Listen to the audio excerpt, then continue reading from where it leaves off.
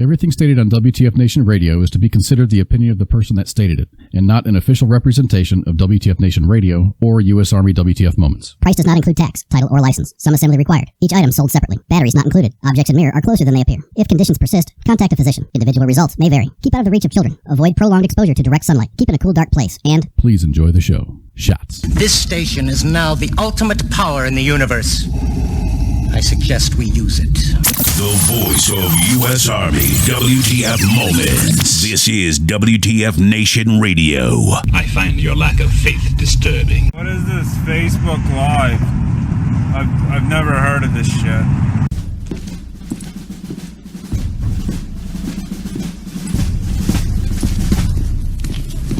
Good morning, Sergeant Major. How do you know what kind of goddamn day it is?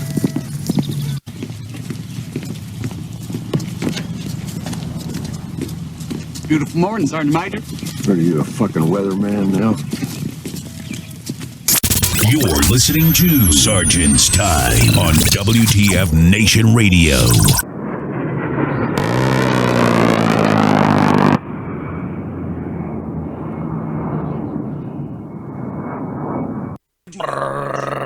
What's going on, dudes? What's happening? Oh, man, sorry. I like playing the Burt. How y'all doing? The Burt? Yeah, you know, when the A-10 comes in and Burt, come on, Burt, cash me outside, Cas me outside. What was that? Oh, Jesus God. Cash me outside. How Burt that? Burt. Sorry, I had to go there. I guess that little I'm stopped. This is supposed to be Sergeant's Time. This is supposed to be active duty Army, you know, serious issues. We're supposed to be discussing serious events that affect the United States Army active duty, National Guard, and U.S. Army Reserve. Can't be talking about some little hoe that got kicked off of a plane who was on Dr. Phil. That's now a meme sensation.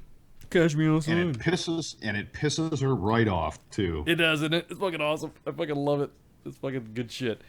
Yeah. So how was your guys' week so far? Long and boring. Oh, it's been great. I'm in the middle of Falcons territory, and everybody is in tears. Oh my God, that's right. We didn't even cover any of this shit. We didn't even talk about the fucking Super Bowl. Bro, I went to bed at halftime. I watched Lady Gaga. It was 28-3. I was like, okay, Falcons got this in the bag. Gostkowski shanked a point after touchdown and then blew the onside kick. And I was like, that's it. They gave the Falcons another touchdown. It's over. I'm going to bed. I woke up the next morning and it was like the 2016 election all over again. What the hell happened? How did this happen? Not my Super Bowl. The greatest meme I've seen is it's something above Tom Brady. It says you need a field goal, 2 touchdowns, and 2 2-point conversions. And he stands up, hold my beer. Hold my beer. I got this. Yeah, exactly. No, I like the one where he's got the Super Bowl rings going down his forearm like that one meat expert dude. Oh yeah, that was a good one too. Hashtag not my Super Bowl champion. Exactly. Not my Super Bowl champion. Welcome to Sergeant's Time today. This is 9 February 2017. God, it's already fucking 2017, 9 February.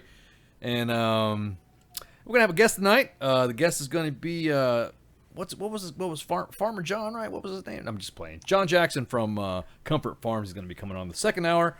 And then, of course, in between that, we're going to be shooting the shit, you know, blah, blah, blah, blah, blah, blah. And then talking about whatever is going on in today's active duty and current U.S. Army news. We get quoted a lot. We get misquoted a lot. But there's not too many times where another... How do we say this? They say that imitation is another form of flattery, right? So... the sincerest form of flattery. The sincerest, right? I just wanted to double check. I mean, well, you're the scholar right now. You're going through the school. I am. You're doing the school stuff. 95%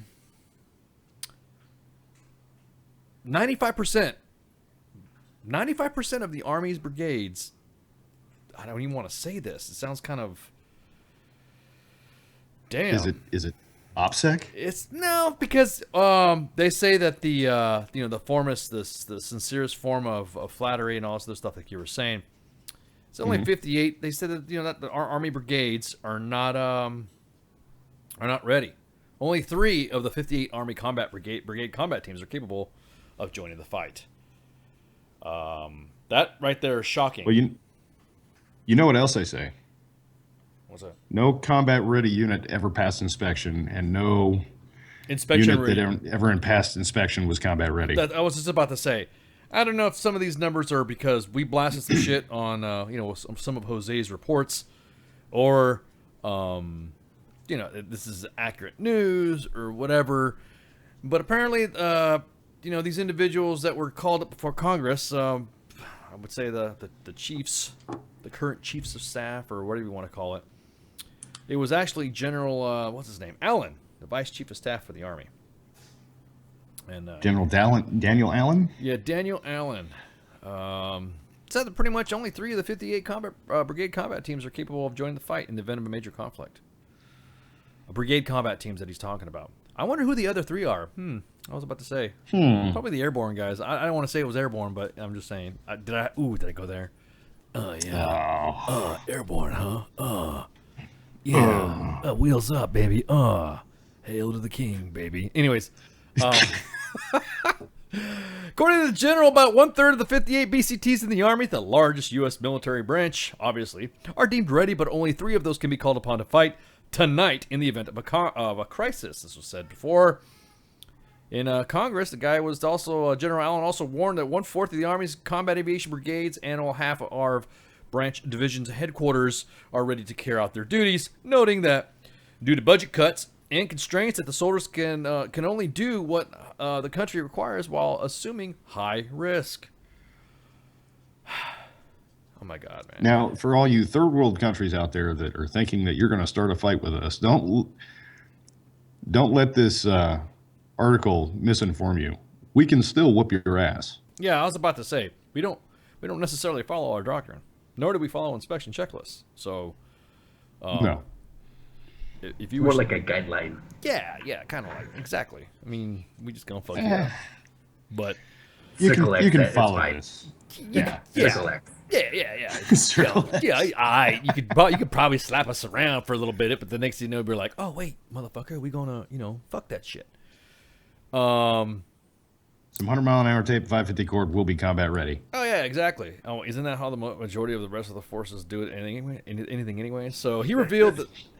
Yeah, all I can think about is steel doors and sandbags on my Humvee. I was just about to say, remembering back in the day of using wood reinforced with sand with another piece of wood over a door and going through the middle of fucking Baghdad because budget cuts, that type of stuff. Because budget cuts. Because you go with the army that you have. Isn't that what that SecDef said one time? Yeah, who was that guy? Rumsfeld. What was his name? Yeah. Don Rumsfeld said that. You go with the army you have and not the army you want. Yeah, exactly. So he revealed that in total, only about 2/3 of the Army's initial critical formations, the formations that we need to go on the onset of a major conflict, are at acceptable levels of readiness to sustain ground combat in a full spectrum environment against a highly lethal hybrid threat or near-peer adversary. The fuck's that? A near-peer? What does that mean? What's near-peer mean? The closest thing we have to competition. Like basically. Maybe Russia. Maybe. Yeah, maybe Russia. It's close. It's not exactly on par with what we have in our training, but yeah, I don't know, man. It's just kind of one of those things that, A lethal hybrid threat, though, they must be talking about in Islam.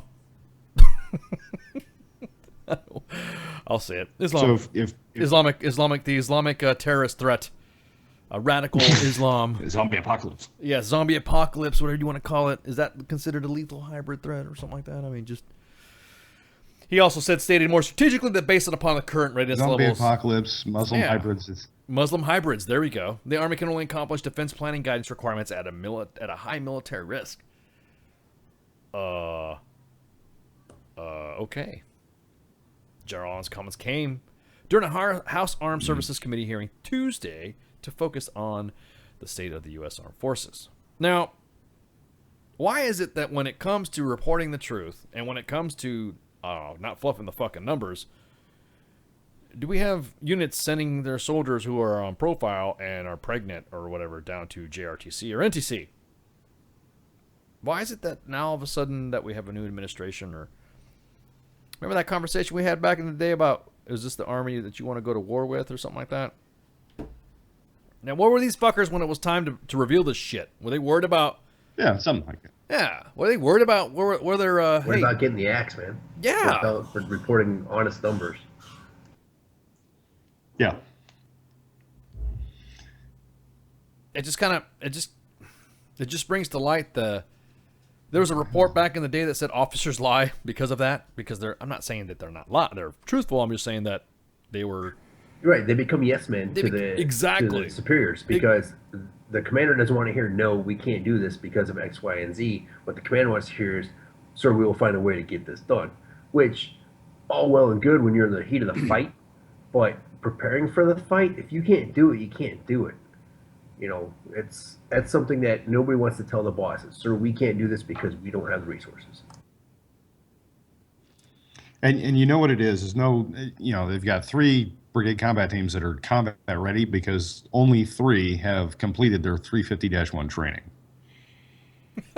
They're all goes at this station. You mean their med pros are up and their PHA and PDHRA and their what was that? Their dental Cat 4, their what else? Their sharp training, and SIAD briefings, and all because that. Everybody knows that according to the Army the new Army Sharp policy, you have to have a pre-deployment, current deployment, post-deployment, and quarterly sharp brief, because that's more important. I'm not saying that sharp is not important. I'm just thinking there's other avenues that we could possibly train our soldiers at, to get, I guess you could say, get more focused into the fight. General Allen's comments came when he came to don't fucking rape people. Yeah, how's that? Yeah, exactly. Came to a shock to many in the administration when he explained that when we say fight tonight, that means the unit needs no additional people, no additional training, no additional equipment, and that's where we are at today.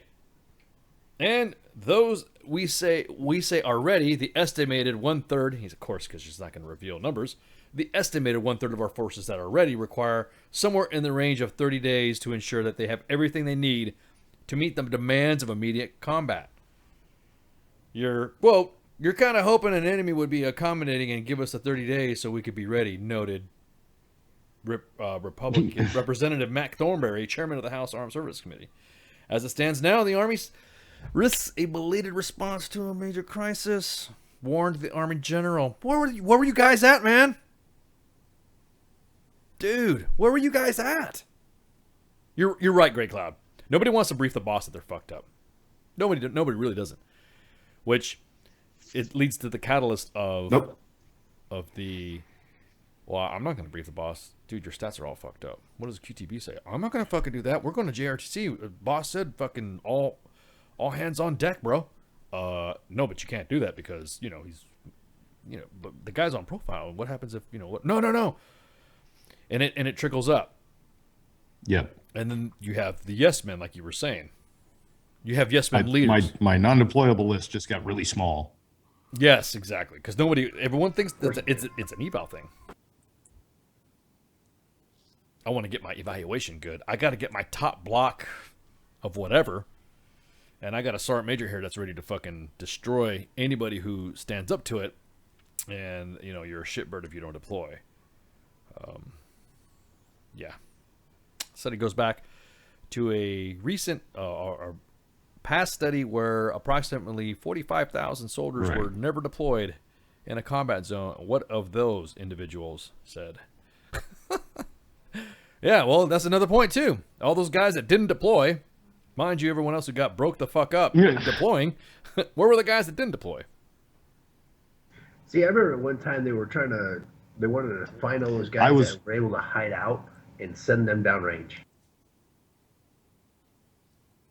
Yes, and I was one of those guys, and I was like, oh, I'm waving a flag going, here I am, pick me, please, get me the hell out of recruiting command, send me to Iraq, please.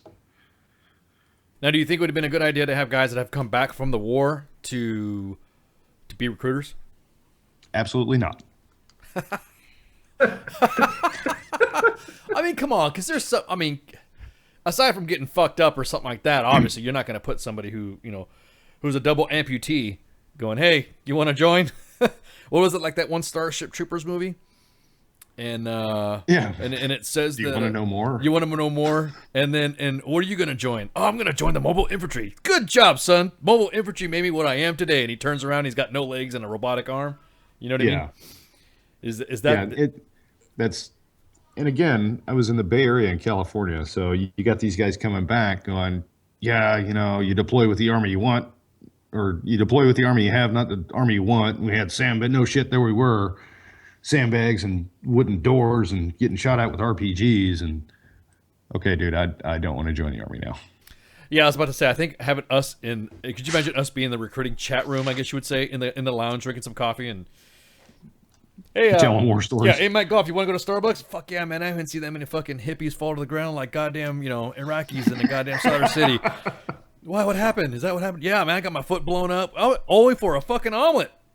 I just wanted only for an omelet. For an omelet, you know what I mean? So I guess it would be a bad idea to have soldiers, representing. But there's guys like me and you and everyone else, obviously, that want to keep. Hey, you want to join? This is a good thing because it's assisted those in bettering their lives. Yeah. So I just like to say that that some of these individuals that say that no, they're not going to report, or yes, they're not going to report, you're doing the service and you're doing your unit a disservice by not being accurate. It's about time. We're dealing with people's lives. You just got to own the fuck up. But it's kind of a catch-22 because the guys that don't play the yes man card are going to get fired and replaced by somebody who will. Yeah, that's true. They will. Yeah, they will. Totally agree. They will get fired. And it's unfortunate there's a lot of great people that are leaving the service that because of that fear of I shouldn't say fear of leaving the service. It's usually the junior grade officers that are leaving when they see their leaders getting destroyed by senior ranking individuals, and it trickles down. And then they say, well, that's just what we got to deal with. And then these fucking poor company grade officers, I've seen it, and they go, oh, why am I even here? I'm done. There was did you see the that one captain's outgoing speech at his change of command? Or change of command? Yes, exactly. Which will kind of tie into what we're going to be talking about later on tonight because, hey, put in your application, you can get your job back. There's a new push going on right now currently with the officer corps that is. I know this is sergeant's time. I know we talk about enlisted and NCO issues in the active duty, but we also have. I just want to kick it out to some, because sometimes what happens when you're doing sergeant's time? Well, officer will walk in. You got to develop your junior officer. Yeah, you got to walk in and say, hey, sir, this is what we're doing for sergeant's time. You got to have your task conditions and standards up on your fucking easel, and then you throw it up and then say, here you go, chief, or here you go, LT, or here you go, sir. This is what we got going on today. So today we're going to be also talking about that. But you're right. It's the yes man issue. We don't walk around sergeant's time. Oh, you're on me, Ricky Bobby. Well, yeah, exactly. Well, you are the. They were like I said earlier. What do you guys do? I mean, you guys are. Well, there's sergeants run the army, officers command the army, and warrant in the army. Nobody knows what the warrants do. They're like the Masons of the army or something like that. You know what I mean? Yeah. Everybody knows they go into one place and they go hide, but you can't get in there unless you're one of them. But there's a secret handshake at the hunting club. Yeah. You just want to see what's going on. Now I'm gonna get some PMs about. I'm not talking about Masons, and you're not gonna find my body later. No, because throwing that out there. Yeah, just throwing it out there. So basically, General Allen said basically what it comes down to is the term from General Douglas MacArthur. We have to be too late to need. Our soldiers will arrive late. Our units will require too much time to close the equip and manning and training gaps. As you find, highlighted hope is not a method, and we cannot count on the enemy providing us a window of opportunity to close those gaps. The end result is excessive casualties, both to innocent civilians and our forces. Hold on. So I call bullshit on this. And it goes back to that same quote: "You go to war with the army you got, not the army you want." Yeah.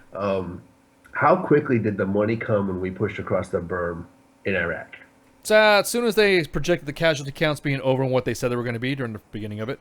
Right. So money poured from the skies from the Congress. Yep. To make sure we had equipment, ammunition, and weapons. Yep. It would not be an issue again if it happened. The money would flow, and we would have our shit and ready to go. Yeah, exactly. Yeah, you can call 415-889-8367. Lines are open. We're just shooting the shit, talking about the current status of our what. No, this is not PerSec. This is not OPSEC. This is not whatever. This is open source. God, man. I would like to give a shout out to Knee Deep in the Swamps of Koreatnam. Koreatnam, I love it. You see that in the Facebook live chat? No, I'm not. Well, wait, hang on. Let me monitor that stuff. Let me see what we got going on here. Sorry. Thank you, Ryan. No. Take a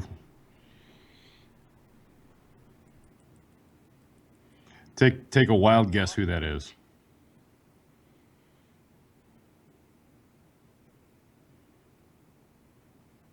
Oh my God. Well, Yep. greetings to Korea. I didn't realize that. Greetings to Koreatnam. No, that's cool. Yep. That is some good shit. Well, welcome to the show. Not too many people. Yep, yes, we are. This is permanent. Stop the PMs. We are, yes. Facebook Live will always be on Sergeant's time. If you don't see it on there, then it obviously it's not happening on Sergeant's. It's not going to be Facebook Live. ICE is catching up with the times. So, after somebody showed me how to use a computer and put down my fucking chisel and hammer, I've Roll Tide. Exactly. Yes. War Eagle. War Eagle. Whatever. Cash me outside, Roll Tide. Anyways, God, we're never gonna let that go. No, I'm just sorry. Look, come on, I'm old, man. I'm old, and so when I see something and the kids are talking about it in the team room, or their kids are talking about it, and they're like, "Hey, First Sergeant, what about this?" And you're like, "Oh man, yeah, really? Okay, all right, cool." The next thing you know, I finally get the joke. Yeah. And then I walk out to formation. I go, "Cash me outside," and they're like, "Oh, First Sergeant, oh." Oh God, that's so old. That's so old. I'm like, that just happened last fucking week. Oh, that's so old. Like when I was talking about On Fleek and all this other bullshit the kids are saying now. So I got swag because YOLO. Yeah, exactly. What's up with that On Fleek shit? Yeah. I don't know. Somebody tried to make up a new word. Yeah, exactly. So going back to what I was saying, budget cuts and policy decisions have decimated the U.S. military, both in terms of manpower, equipment, and most importantly, readiness, according to high-ranking officials from various branches, including General Allen. To meet the demands of today's unstable global security environment, Islamic terrorism, and maintain the trust placed in us by the American people, not the liberals, our Army requires sustained long-term and predictable funding, but we ain't got it, declared General Allen. Absent additional legislation in the cap set by Budget Control Act 2011, also known as sequestration. We're still under fucking sequestration, right? We're supposed to under continued resolution right now? Are we? Yeah. They ain't got no money. And will return back in FY18, forcing the Army to once again draw down its end strength and reducing funding for readiness and increase of sending undertrained and poorly equipped soldiers into harm's way. Preventable risks that our nations must not accept. End quote. That's crazy, man.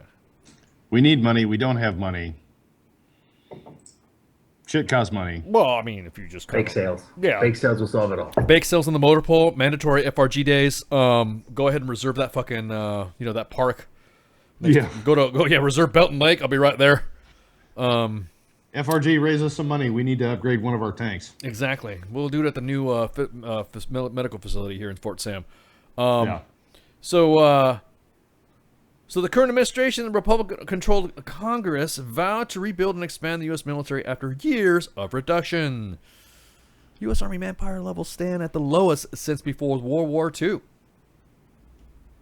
which currently obviously standing there at the same time. Vice Chief, this must have been a Vice Chief brief or something like that, because all this that I'm getting from this report has all been the Vice Chiefs of the current staff, not the Joint Chiefs. It's the chiefs of. So Admiral William Moran, the Vice Chief of Naval Operations, said that the Navy is smaller today. It's been in the last 99 years.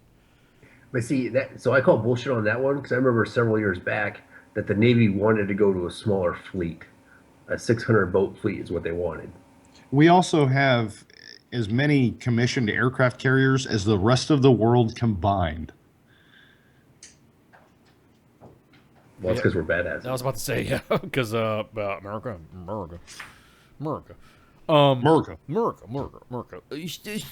being so jingoistic and over, whatever. Anyways, I just like my country. Sorry.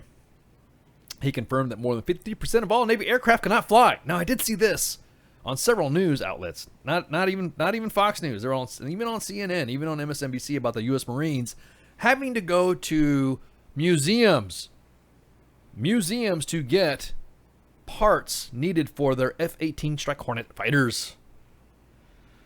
God damn.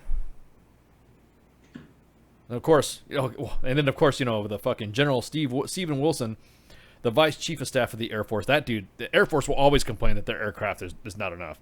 The Air Force has become the smallest and oldest equipped, least ready in its history. I'm thinking, bro, they have 22, bro. Come on, bro. Well, there's only two branches of the military. There's the Army and the Navy. The Marine Corps is a cult, and the Air Force is a corporation. Oh, yeah, that's right. I thought they were an airline that drops bombs or some shit. Yeah, pretty much. Yeah. You ever seen that meme, how words mean things to different branches? No. What is it? It's when you tell somebody to go secure a building. Oh, yeah. It runs through the whole thing. Basically, the Army and the Navy, or the Army and the Marine Corps take it over. The Navy doesn't do shit, and then the Navy turns out the light and locks the door. Oh, yeah. And then the Air Force takes out a 99-year lease. I like it's almost like the this sucks comparison. Have you seen that? Yes. the this sucks comparison. Kyle in the Facebook Live chat, what do you think about the Zumwalt possibly going back to North Korea on its own power or being towed? The Zumwalt destroyer fucking broke down in the Panama Canal. Well, thank you, Kitty Cat. That's because I have a very soothing voice, and the little ones seem to go to sleep when I talk. Even the current age, even the older ones like to go to sleep when I talk. I'm boring. No. So yeah, that's what I think about the Zumwalt. That's like that origami fucking stealth fucking ship that broke down because it had some electrical problems or some shit like that, and it had to be scrapped just about that one class. It's a big ass boat too. Wait, it's a big ass ship. I'm sorry. You don't call them boats. You call them ships. Yeah, I pissed off the sailors in Jacksonville, Florida. I call them boats. Correct. Because if it's, I got the explanation from Navy personnel one time, and then I still didn't get it. Boats, wains. It's along the same lines as us calling a Bradley a tank. It's not a fucking tank. Yeah, no, it's not. It's an infantry fighting vehicle. Right? Bradley fighting vehicle. No, it's a cavalry fighting vehicle. Cav. Rah, spurs. That's death before dismount. Yeah, death before dismount. Rah. So, I see that look on your face, Mike Golf. Fucking crunchy. No, a Striker's not a tank. It is an armored car, I think. I don't even know what the... Yeah. An 8-wheeled mechanical... Yeah, even the MGS is not a tank. Even the it's MGS... a mobile gun system. There you go, exactly. Not to mention the fact that, according to Jose's last report, they're paperweights. They're... Hey, that one was running on its own, by itself and staying still. It was grazing is what it was doing. In the middle of nowhere. It was grazing on the flora and fauna. It was eating some of the grass, some of the little prickly grass and the fucking cactus there, baby cactus. Tank Smake. It's got tracks on it. Steve, who used to be an MP, just PM me that. Oh, well, thank you, Steve. If it's got tracks, it's a tank. Yeah, well, thank you, Steve. Yep. You're an MP. Shut up. Exactly. Your grasp of the obvious is inspiring. So the So we're talking about this thing again. Now, mind you, we had been talking about the readiness of our brigades, and we were talking about our brigades are they ready? Because every single BCT that we've talked about on the main page, we've even asked, holy crap, are these guys ever fucking... So I don't want to say this news source called Breitbart took our information and started grabbing some of our lines from some of our cut lines. That's what our PAO calls them. But it's pretty damn well fucking similar the way they wrote this story and the way Jose's reports have come out. I'm just saying. Chemical people have Strikers. No, they're called Foxes, not Strikers. And they're six-wheeled. They've been around a whole lot longer than a Striker has. Exactly. Actually, the Striker is a derivative built on the LAV-25 Piranha from the Marines, except the Marines, their shit don't catch on fire, and their shit don't, and it swims. So yeah, the Air Force, stop it with your fucking jets. We have it seems like every time you turn around, the Air Force wants to introduce a new fighter or a new bomber. Just because you have the biggest budget doesn't mean you have to spend it. Yeah, exactly. Just ask Boeing with their F-35. Yeah. Oh, you went there. So Jeremy Wolfman, Facebook live chat says Striker equals mobile casket. Pretty much. Damn, Jeremy, you're fucking savage, bro. Talking about this mobile casket stuff. Yeah, exactly. As long as it's working, Kyle. As long as it's working. Hey, and we are easy on the MPs because ICE loves MPs. So the biggest thing that I don't have a concern. Brandy, if he's happy there, then that's what I think too. Because if I was, I'm not saying that he's happy because he's not with you. I'm just saying that it's a deployment opportunity to go out and train in a foreign country and waving that American cash me out. So did you guys see that on the Super Bowl commercial? The guys, we'll talk about that stuff in a second. But let me continue this story here. Oh yeah, yeah. Let me continue Let me continue the story here. Just remember Hyundai, okay? Yes, sir. Okay, so General Glenn Waters, the assistant commandant. See, these are all assistants. I guess these are like the XOs of the Joint Chiefs, I guess you would call it. Assistant commandant of the Marine Corps told lawmakers that under the current funding... No, I do not work for the military office of the White House. Yes, I do sound like the guy at that ceremony. U.S. Marines are expected to experience increasingly significant challenges to the institutional readiness required to deter aggression. No, he's my brother. And well necessary in fight and win our nation's battle. Furthermore, approximately 80% of our aviation units lack the minimum number of ready basic aircraft, RBA, for training, and we're significantly short ready aircraft for wartime requirements. That sucks, man. You heard it here second from Breitbart, as we reported it first from Jose. C. Yeah. So basically, what it boils down to is we're not ready. We need more money. Yeah, I'll be honest with you. Let's not spend money on training soldiers. Let's spend money on equipment. Because that's what makes the grass grow. Equipment, right? No, Right. It does not. It is our individual troops that are ready to go in close with and engage with the enemy, whether it be mounted, dismounted, or through whatever means necessary, not by throwing equipment at them. Right. I think right now, just our combined strength we have right now. You're looking at almost 100 years of experience on air right now, and yeah, so we're not going to sit there and sugarcoat this shit. Yes. No. Okay, so let me tell you what's going on with Poland. So Hyundai released a In the Fields commercial about my boys. So they did. It actually was pretty classy. I'm gonna tell you what about the Super Bowl. It was not political. It was not. There was no fucking. I didn't see any drama. Everyone expected. What's her nuts? Lady Gaga to fucking be all stupid and political. The only politics that I saw is that she didn't parachute in. She fucking rappelled in like a chair assault soldier. Yes, I'll throw that. You are reaching for that one. I'm just jabbing. I'm just kidding. No. But the first thing she said was, "God bless America, land that I love," blah, blah, blah. She sang all the American patriotic songs. They had the drones out there. That was pretty cool. Seeing the fucking drones out there and doing their stuff. Yep. And she sang all of her songs that obviously had been hits on the Billboard top. It's the top, the top pop fucking hits. So yeah, it was actually a good fucking halftime show. It was actually, the kids were jumping around. I'm thinking, wow, this is pretty fucking cool. Not a bad. The game was good. It was a good game. And then right at the end of the game, there was a fucking drone flying over a U.S. military base in, what was it, fucking somewhere in Poland. Poland, yep. And it was showing the motor pool and a big ass tent. And there are these guys watching the Super Bowl. And then they pull a couple soldiers out of the audience and put them in a room. And the room had a 360 of the game inside the screens. And then the guy looked to the right, or the girl looked to the left, or whatever, and there's their family sitting right there in the fucking fields. Like they're sitting in the stadium. Yes. It was amazing. In the fucking fields. So yeah, when the commo nerds decide to work. I was about to say on fucking Super Bowl. Thanks for backing me up, brother. Whenever you actually fucking need to get your shit done, they're like not there. Sergeant's time, fucking every fucking day but Thursday. Sipper's down. We can't communicate, but I can put you in the Super Bowl. Yeah, exactly. Yeah. Wait a minute.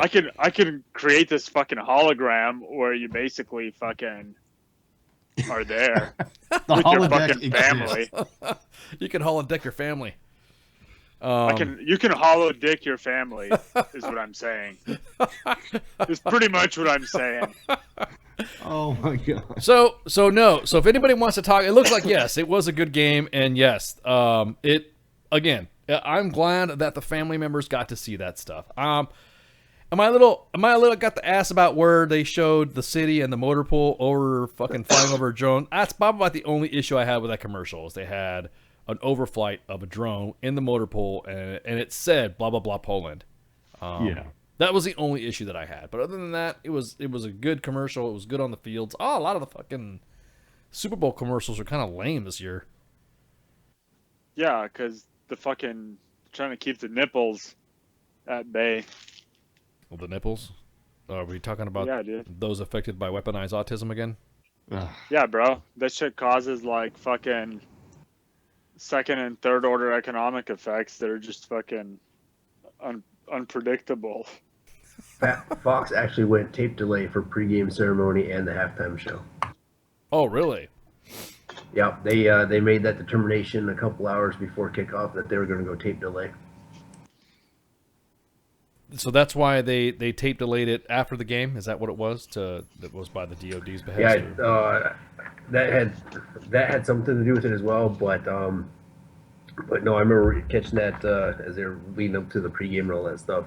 And it was to avoid broadcasting any type of controversy that may arise during Lady Gaga's performance and or during pregame ceremony, i.e. the national anthem. Yeah, one of those fucking goddamn fuckheads, those fucking actors and shit, gonna go out and fucking start talking all sorts of shit. It is pretty fresh after the elections too. Yeah, I say good call on them. That was a good call. The most controversial thing I saw, Ice, was my Tanker brothers in that Hyundai commercial. Why was it controversial? Hyundai, it's a tank. Actually, our tanks are made by Cadillac. But did you see the name on the gun tube? Was it like Harambe? It said "Cash Me Outside." It said "Cash Me Outside." It said "Cash Me Outside" on the fucking barrel. You know what? And I'm glad. It wasn't that awesome. Could you imagine? See, nose art. That's some of the history that we talk about. That's another thing. We're just talking about the armies and its readiness and stuff like that and its traditions. We've gone so far from our fucking traditions for what officers and NCOs do, and hell, even warrants, whatever tradition you guys got, whatever drink goat's blood you drink or some shit. It was freaking. It was just one of those things where I'm like, it doesn't really. You don't see that anymore without somebody getting relieved.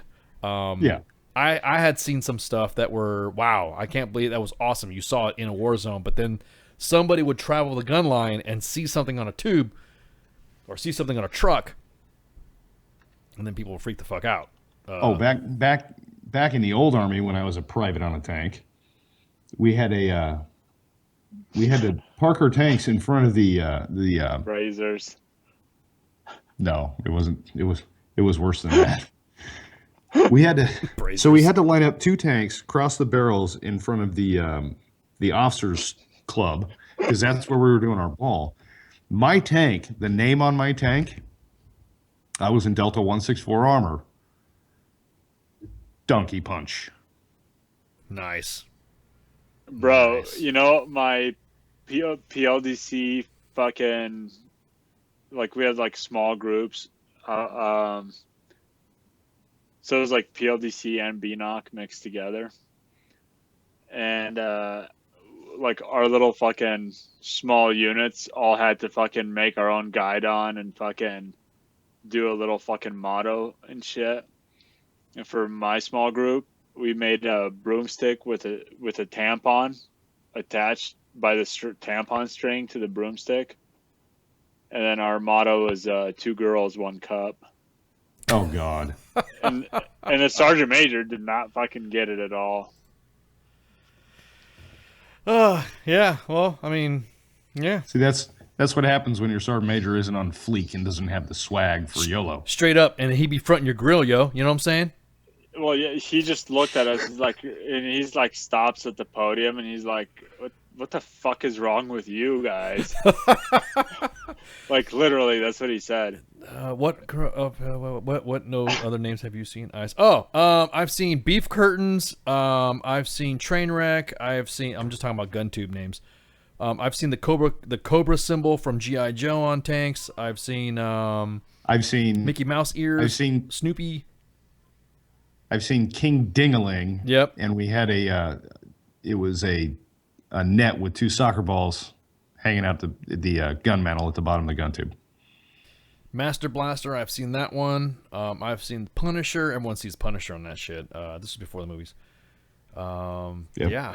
Seen a lot of, I mean, I could go on for days. I'd name my cannon Richard. You're such a dick. No, but I mean, it's one of those things that I was kind of cool to see that. You know what I mean? I bet you the Army was like, no, you can't have that on there, and you can't have that on. It's kind of cool to see the Army finally go to at least have a fucking sense of humor in that commercial. You know what I mean? I don't know, man. I bet they didn't notice it. They probably weren't worrying. What do you mean by cash outside? There's like a 50% chance that they didn't notice it. You didn't think so? Yeah. I don't know, That man. gun's probably got a different name now. Yeah, that's dude. true. That's true. La Punta. That's another one I saw in there too. Yeah, you're right. Oh yeah, all kinds of Spanish stuff. Spanish, yeah. Oh, yeah. dude, our like when I was a private back in the infantry, we had our section had a small little cargo Humvee that was like the only vehicle that we had for our section, and we called it Shaniqua. Yeah. Ray, Aaron. Aaron. You know, and that's literally we put like Chiquella? you know the drivers and the TC's names. Yeah, on yeah, the bottom. exactly. And across the top we put Shaniqua. Oshak Hennessy. It was cool. No, as I'm saying, I've seen Humvees with. I mean, I've just seen a lot of. I like nose art. I'm fascinated by nose art, especially like during World War II. A lot of our history, some of the sayings that we have in military history come from nose art that were wrote on bombers. Of course, Army Air Corps, not Air Force at the time. Or like Hell's Angel. It was even, believe it or not, the term Hell's Angels. They got that from a nose art from a fucking from a bomber wing in Britain. And this is before the politically correct days in the military. Well, it's just some and the Hell's Angels. Yeah, exactly. But it's one of those things that you're kind of. It's just kind of one of the things that you just. Part of the reason why now you just got to cut loose. There's some traditions that the Navy holds that are just unfucking real that would never happen in the Army. That would never happen in the Army. The what? Some of the Navy what? The Navy traditions, like when you become a shellback. Oh yeah, dude. When you cross they the fucking do some fucking gay ass. They do shit, crazy ass shit. It's like we're gonna butt fuck you, like all of you. Yeah, it's a tradition. You cross the fucking all the tropics of fucking. Okay, I don't know what Cancer and NSW. I don't. Capricorn. Yeah, I don't know what NSW unit you serve with, man. But I fucking that's not what happened when I saw some shit. I just saw somebody dressed up as Poseidon and someone dressed up as a chick. I'm like, what the fuck is this? Yeah. Oh yeah. Oh, it's the shellback Like, ceremony for banged. crossing. You cross the prime meridian or something like that. You know what I mean? Yeah, they cross. You have to cross like both. I know that it has to Or do the with equator crossing or something both like of the that. fucking tropics. Yeah, you cross Like the lines or of, whatever. Lines of the tropics. Exactly. So and then they have crazy ass fucking shit that it's only done when you're underway because it's not gay if you're underway type shit. You know what I mean? So you're like, getting a pickle barrel. Yeah, what does underway mean? It means get under the way. Get under the way, baby. Yeah. So I'm kind of like. You ever seen a grown man naked? Yeah. You ever been in a Turkish bath? Yeah, exactly. So you just wish that the Army would. I mean, I love the U.S. Army 100%. Established December 1989. I loved it for me, and I love every fucking minute of. I love every minute of the Army. Now, granted, there's some times where I'm just like, God, what was I doing? And then I look back and like, you know what? That's all. Great memories and stuff like that. It's always been since I've been alive. I've served in the military, and it's just there's just something about it that just, oh man, come on, guys. At least let the Joes be Joes. Let them do gay shit. Well, no, so they don't beat their wives. I guarantee it. If you look at some fucking shit that some of these lieutenants have done, or some, I'm not picking on officers. No, I'm not picking on officers. But I've seen some of these junior ranking officers go through their little ceremonies and stuff like that. And then you try to do the same thing or try to say the same thing. They're like, oh, it's different because that was college and that was whatever. Yeah, it was a frat. It's not gay if you suck dick once. What are you coming off with this? You're not going to know you don't like it if you Doc, don't do what it. are you talking about? What are you talking about, man? What did we just? I know we're just walking into. We're talking about traditions. There was no really dark. There was no penile. There was no penile discussions when I was talking about some of these initiations. Like when I got promoted to sergeant way back. I thought it was implied. Oh my god! Gay chicken, bro. No, you're not allowed to play gay chicken anymore. Well, duh. I mean, that's now considered like sexual assault. Violates Sharp now. Yeah, that's like rape now. They call it rape now. No, holding someone down and then dropping trout and then letting them hit your face, hit your ass with their face, rubbing your balls in their mouth. That's kind of like sexual assault, man. Even when I was a private and I would see that shit, I'm like, you know what, you motherfuckers come up to me, I was like Francis from fucking Stripes, Even when you fuckers touch me, I'll fucking kill you. I don't think it's kind of sexual assault. I think that's just straight up sexual assault. That's the very definition of it. Yeah, I mean, just there's contact. Not in the infantry. Yeah, you're rubbing the face, and you've got some genitalia right there flapping you in the face, and then they're like, but this is how you. Nobody's holding you down. And this is how you become. Well, now obviously, if someone's holding you down, then you are gay. Meanwhile, we digress. I bet you our guest is probably listening right now. Are we sure we want women in combat arms? I'm just throwing that out there. Our guest is coming on going, what the fuck are these guys talking about? They're gonna, whatever, man. They want in. So I wonder what female games they're gonna play. Are they gonna fucking here, pull my string with your teeth or some shit like that? It's hide the clan. They're gonna be like, hey, come here, Ice. What's up? Look at this. What's up? Look at that. Oh my, what the fuck is going on? Y'all not looking up. Oh, we were just, it was just a game. This is what we do to all the female rangers. What the fuck are you talking about? Yeah. It's a female ranger school tradition. Yeah, exactly. Air assault certified. Yeah, exactly. Oh, what do you say when you bite down? On belay, on repel, on belay. Oh God, disgusting. Would there be a new term for Red Wings then? Oh God, yeah, exactly. Wow, interesting. Boy, this conversation No way, dude. That's. I mean, interesting idea. You're gonna get hit. Ice, what happened to your fucking face? I just got indoctrinated, but I had to go to RIP. I had to go to ROP. Women say they call it rape. Oh, nice, dude. What happened to you? Why do you got why do you got this fucking weird red circle around your face? Yeah, I got indoctrinated. My female rangers, initiated me into the club. Oh my God. Oh. First, I need to talk to you. Why? What's up? The female rangers again. What do you call it? They're raping dudes with their clams. Yeah, that's what I'm saying. What do you call it? Hey, instead of teabagging, you call it clamming or clam. What is it? There's got to be a term. There's got to be a term. Yeah, looking for clams. Banging tacos. Hey, man, you just got tacoed or something like that. Somebody from the Northeast. Bashing. Does anybody from muscle bashing? There we go. You just got beef curtain, bro. Jesus. Muscle mash. Muscle. Totally. Yeah, you don't even fucking until you write it out. You don't know what the fuck is going on. Oh man. You're like, that sounds dangerous. Oh wow. Well, Johnny. Well, Johnny, you just been clammed. A taco dip. Thank you, Knuckles. There we go. Clam jamming. Clamming. Yep. Clam jamming. Taco smashing. No, taco smashing is more. Now it's got to be like taco. That's more like scissoring, isn't it? Yeah, that's more different. That's you just gotta that's a big bitch if she's smashing it. That typically involves penetration. Yeah, I mean if her pubic bone is fucking busting teeth out, then she's overdoing it. You know what I mean? It's one of those fucking things that you're gonna kind of like. What's the new one? You know. Hold. You just got. I'll have the clam. Hold the pubis. Hold the pubis. Yeah, I'll have the clam. Oh, you just got the curtain clap. Damn. I'm just looking at. I was people a victim of the walking snatch. Exactly. People are PMing this shit. Keep it going. This is fucking hilarious.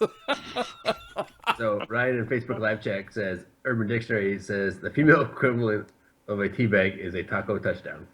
Thank you, Ryan.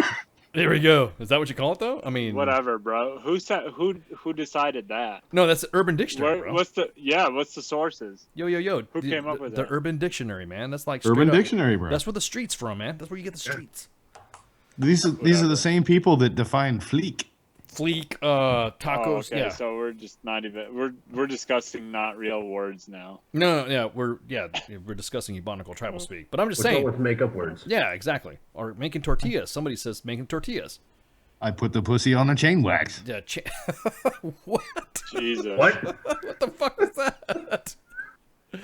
It's from Key and Peele. It's the same concept. Dude tried to make some shit up. I put the pussy on a chain wax. Oh man, I think it's fucking hilarious. Fucked her right in the pussy. All-time favorite. There's some people out there that understand my reference. Watch. No. I watch Key and Peele myself. I just think it's hilarious that what do females do? What are females gonna say? How are we gonna handle this case? And could you imagine being the sergeant major or the first sergeant, having to have some dude walking up to you and say, "Hey, I just got fucking clam baked right now," and fucking, you know what I mean? I just got fish slapped. That's an Elvis movie. I'd be like, what the fuck is wrong with you? Yeah, nose trenching. There you go. Keep going, guys. Hey, first sergeant, I got a problem. What's up, man? The female rangers that we got? Yeah, bro. They've been raping all the dudes. And they're making up weird fucking crazy names for it. I just got Bristol brush in the face, man. What the fuck? My wife is listening in the other room. I'm probably going to end up sleeping on a couch tonight. I'm just letting you know. Well, I mean... whatever. No, I mean, she'd be all right. Whatever. It's not intended. Is she a ranger? It's not directed at her. Yeah, exactly. No, it's not directed at her, but, in the middle of the night, I might get clam dipped. Oh. That's a good thing, though, right? Wait, is this what you're talking about, Dog Madness? Huh? Fuck her right in the pussy. Yeah. Nice, dude. Oh, Monica. Nope. I haven't heard that in a while. Oh man. Yeah. So, what are you gonna freaking say? I mean, me for certain. Hey, so we're gonna go ahead and take a break right quick to let you guys know it's that time again. Oh, blood pinning. Oh, here we go. Wow. Blood pinning. You guys are running a little late there if we're talking about the shellback stuff. Nose trenching and should be good to go. Shellbacking, yeah. Blood wings is good. Well, thank you, Craig.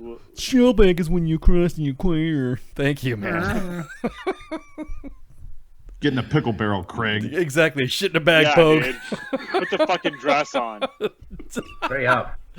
Oh, man. Shit in a bag. Shit in a bag, Pogue. Shit in a bag. Shit in a bag, Pogue. Yep. Anywho, we're gonna go ahead and take a break, and then we're gonna get ready for our next guest, and then our guest, and then So everyone get some shouts, and then I'm fucking excited. What? WTF Nation and Sergeant's Time Radio will be back after these messages. Yeah. I'm fucking excited. Indeed. Shots. Indeed. Warning shots. Or shots. Shots. Yeah, exactly. So.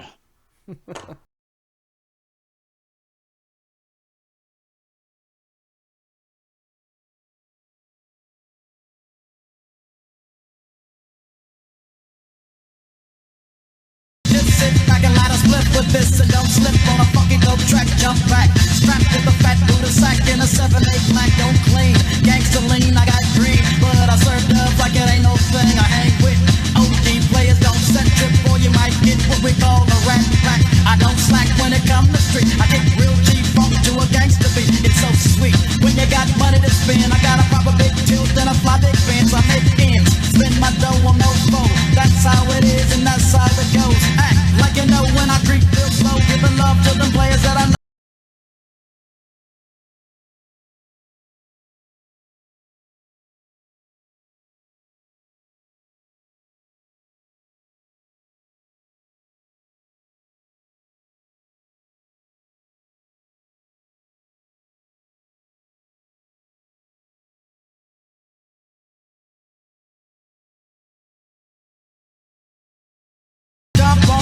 with a quickness, and they got no cure for this sickness. I get paid for the way that I kick this, like a G-star, an OG star. A real player named Easy, and I live my life straight crazy. Don't need no punk fools paying me, and road groupies and hoochies don't faze me. I take 2 steps back and release myself to put platinum and gold on a record show. I don't brag, but I tell it like it straight up is. Before you do a record, partner, handle your business, and don't get caught slipping on the under, or you might wonder what's up on them here, G? I call a spade and get paid. G showed the way, so I give love to him.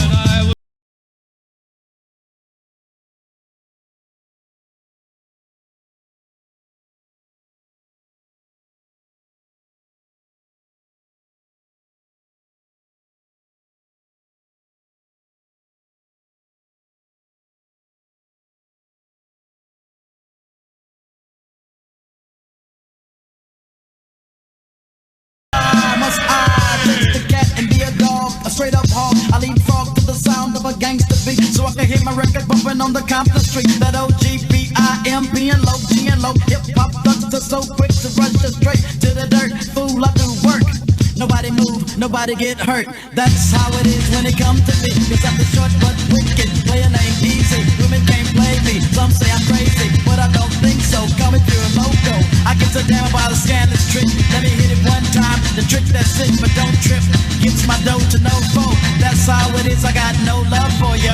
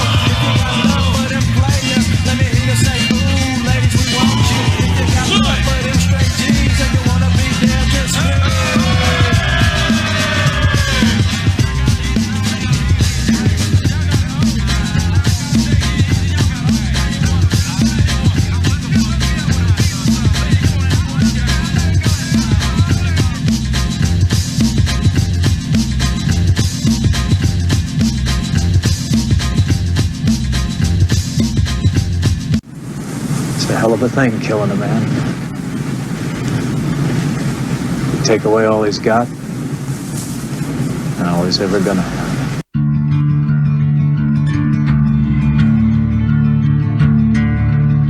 There ain't no grave can hold my body down. There ain't no grave can hold my body down. When I hear that trumpet sound, I'm gonna rise right out of the ground.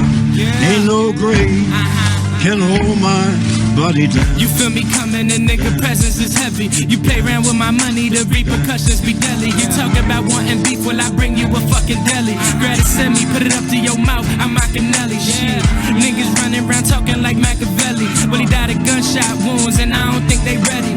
Rock bandanas, thug life on they belly, then they get caught slipping with a chick up at the telly. Shit, where I'm from, niggas eager to get it on. For the right price, your own cousin to do your harm. Hit your ass up, leave you laid out and be gone. Then go to your funeral and be hugging on your mom. Still the same, my nigga, ain't nothing different.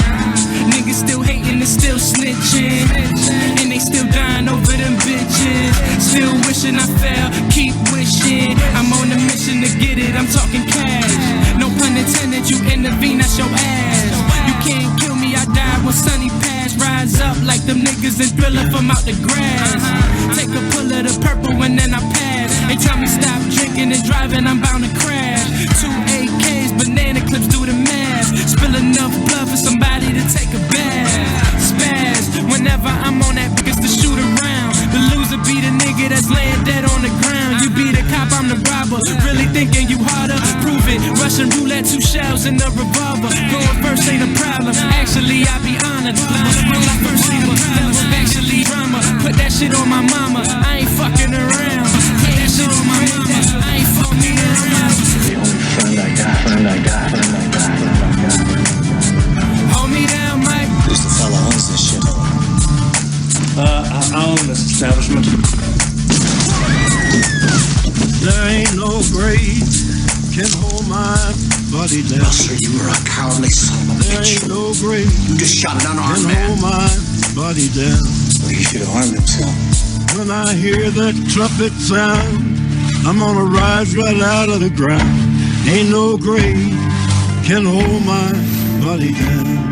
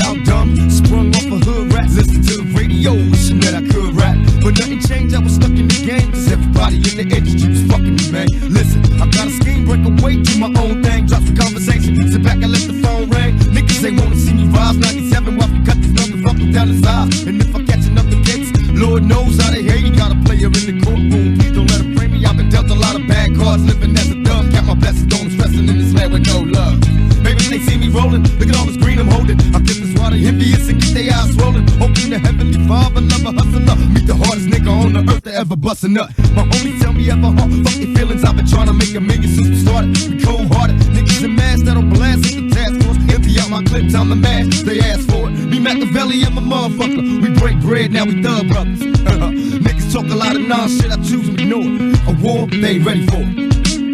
Now what you gonna do when my niggas come? Watch me clown, give me loving when I'm high. I'm an outlaw, baby, I'll be thugging till I die. In my drop top, double R. Life is a rap star, hustle like a crack fiend till they catch me. Go at somebody TV show, watching niggas at the sight on my night scope. Cooking white dope, got my nigga 25 to life. Stressed out, trying to have all the better things in life. While Machiavelli, a born leader to millimeter, changing niggas' future like a schizophrenic palm reader. Heed from out the Bible I read, see the meek shall inherit the earth, and the strong will lead. Hitting weed like it's alright. I'm in the studio, making music all night. My enemies cry whenever I rise, they hate it to the death, trying to beat me out my last breath. What you gonna do? Now what you gonna do when my niggas come? Tell me now what you gonna do when my niggas come? Come on. Tell me now what you gonna do when my niggas come? Come on. Now what you gonna do when my niggas come? Who's to blame till my mind frames? Poverty, this money game got me feeding for riches, wanting to kill for a taste of fame. We calling dreams of endless ends, front page magazines, living life like a thug queen, but instead I'm having nightmares. They call them outlaw premonitions of premeditated missions, living conditions suspicious, so they got me on the hit list, wishing that I would slip like a wet bitch. But it's the timing, nigga, and I've been waiting for years. I put my grind in, nigga. I see you smoking 'cause I got what you wanna flaunt. My every calculated move is a nail to your coffin. Now what you don't know is I got 16-point holler, thugged out female wall shot caller. Now what you gonna do with your buster ass crew when my niggas come for you? When we come for you.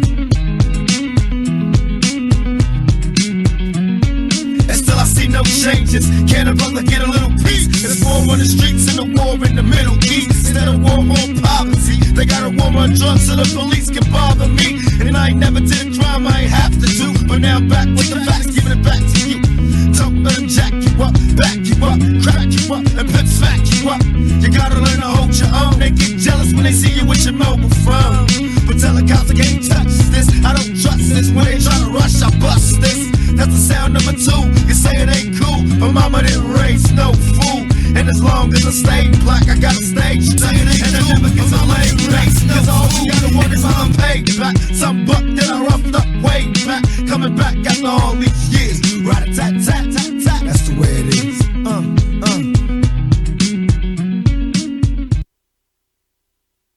And we're back.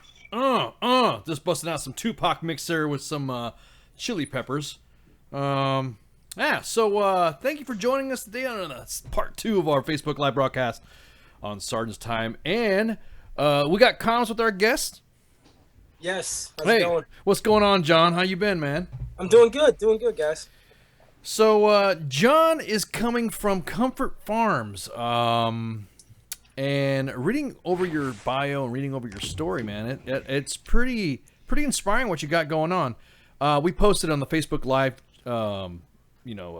bump up there, your little graphic that you had from your one of your adverts, and I like that because it shows it. Not only do you see the solidarity bracelet of a fallen comrade, you also see the standard.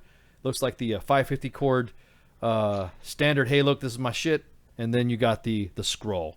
It shows solace because it also shows you at peace. Tending the farm. You know what I mean? Absolutely, man. So Absolutely. So tell us about yourself, man, and tell us about what you got going on at the farm.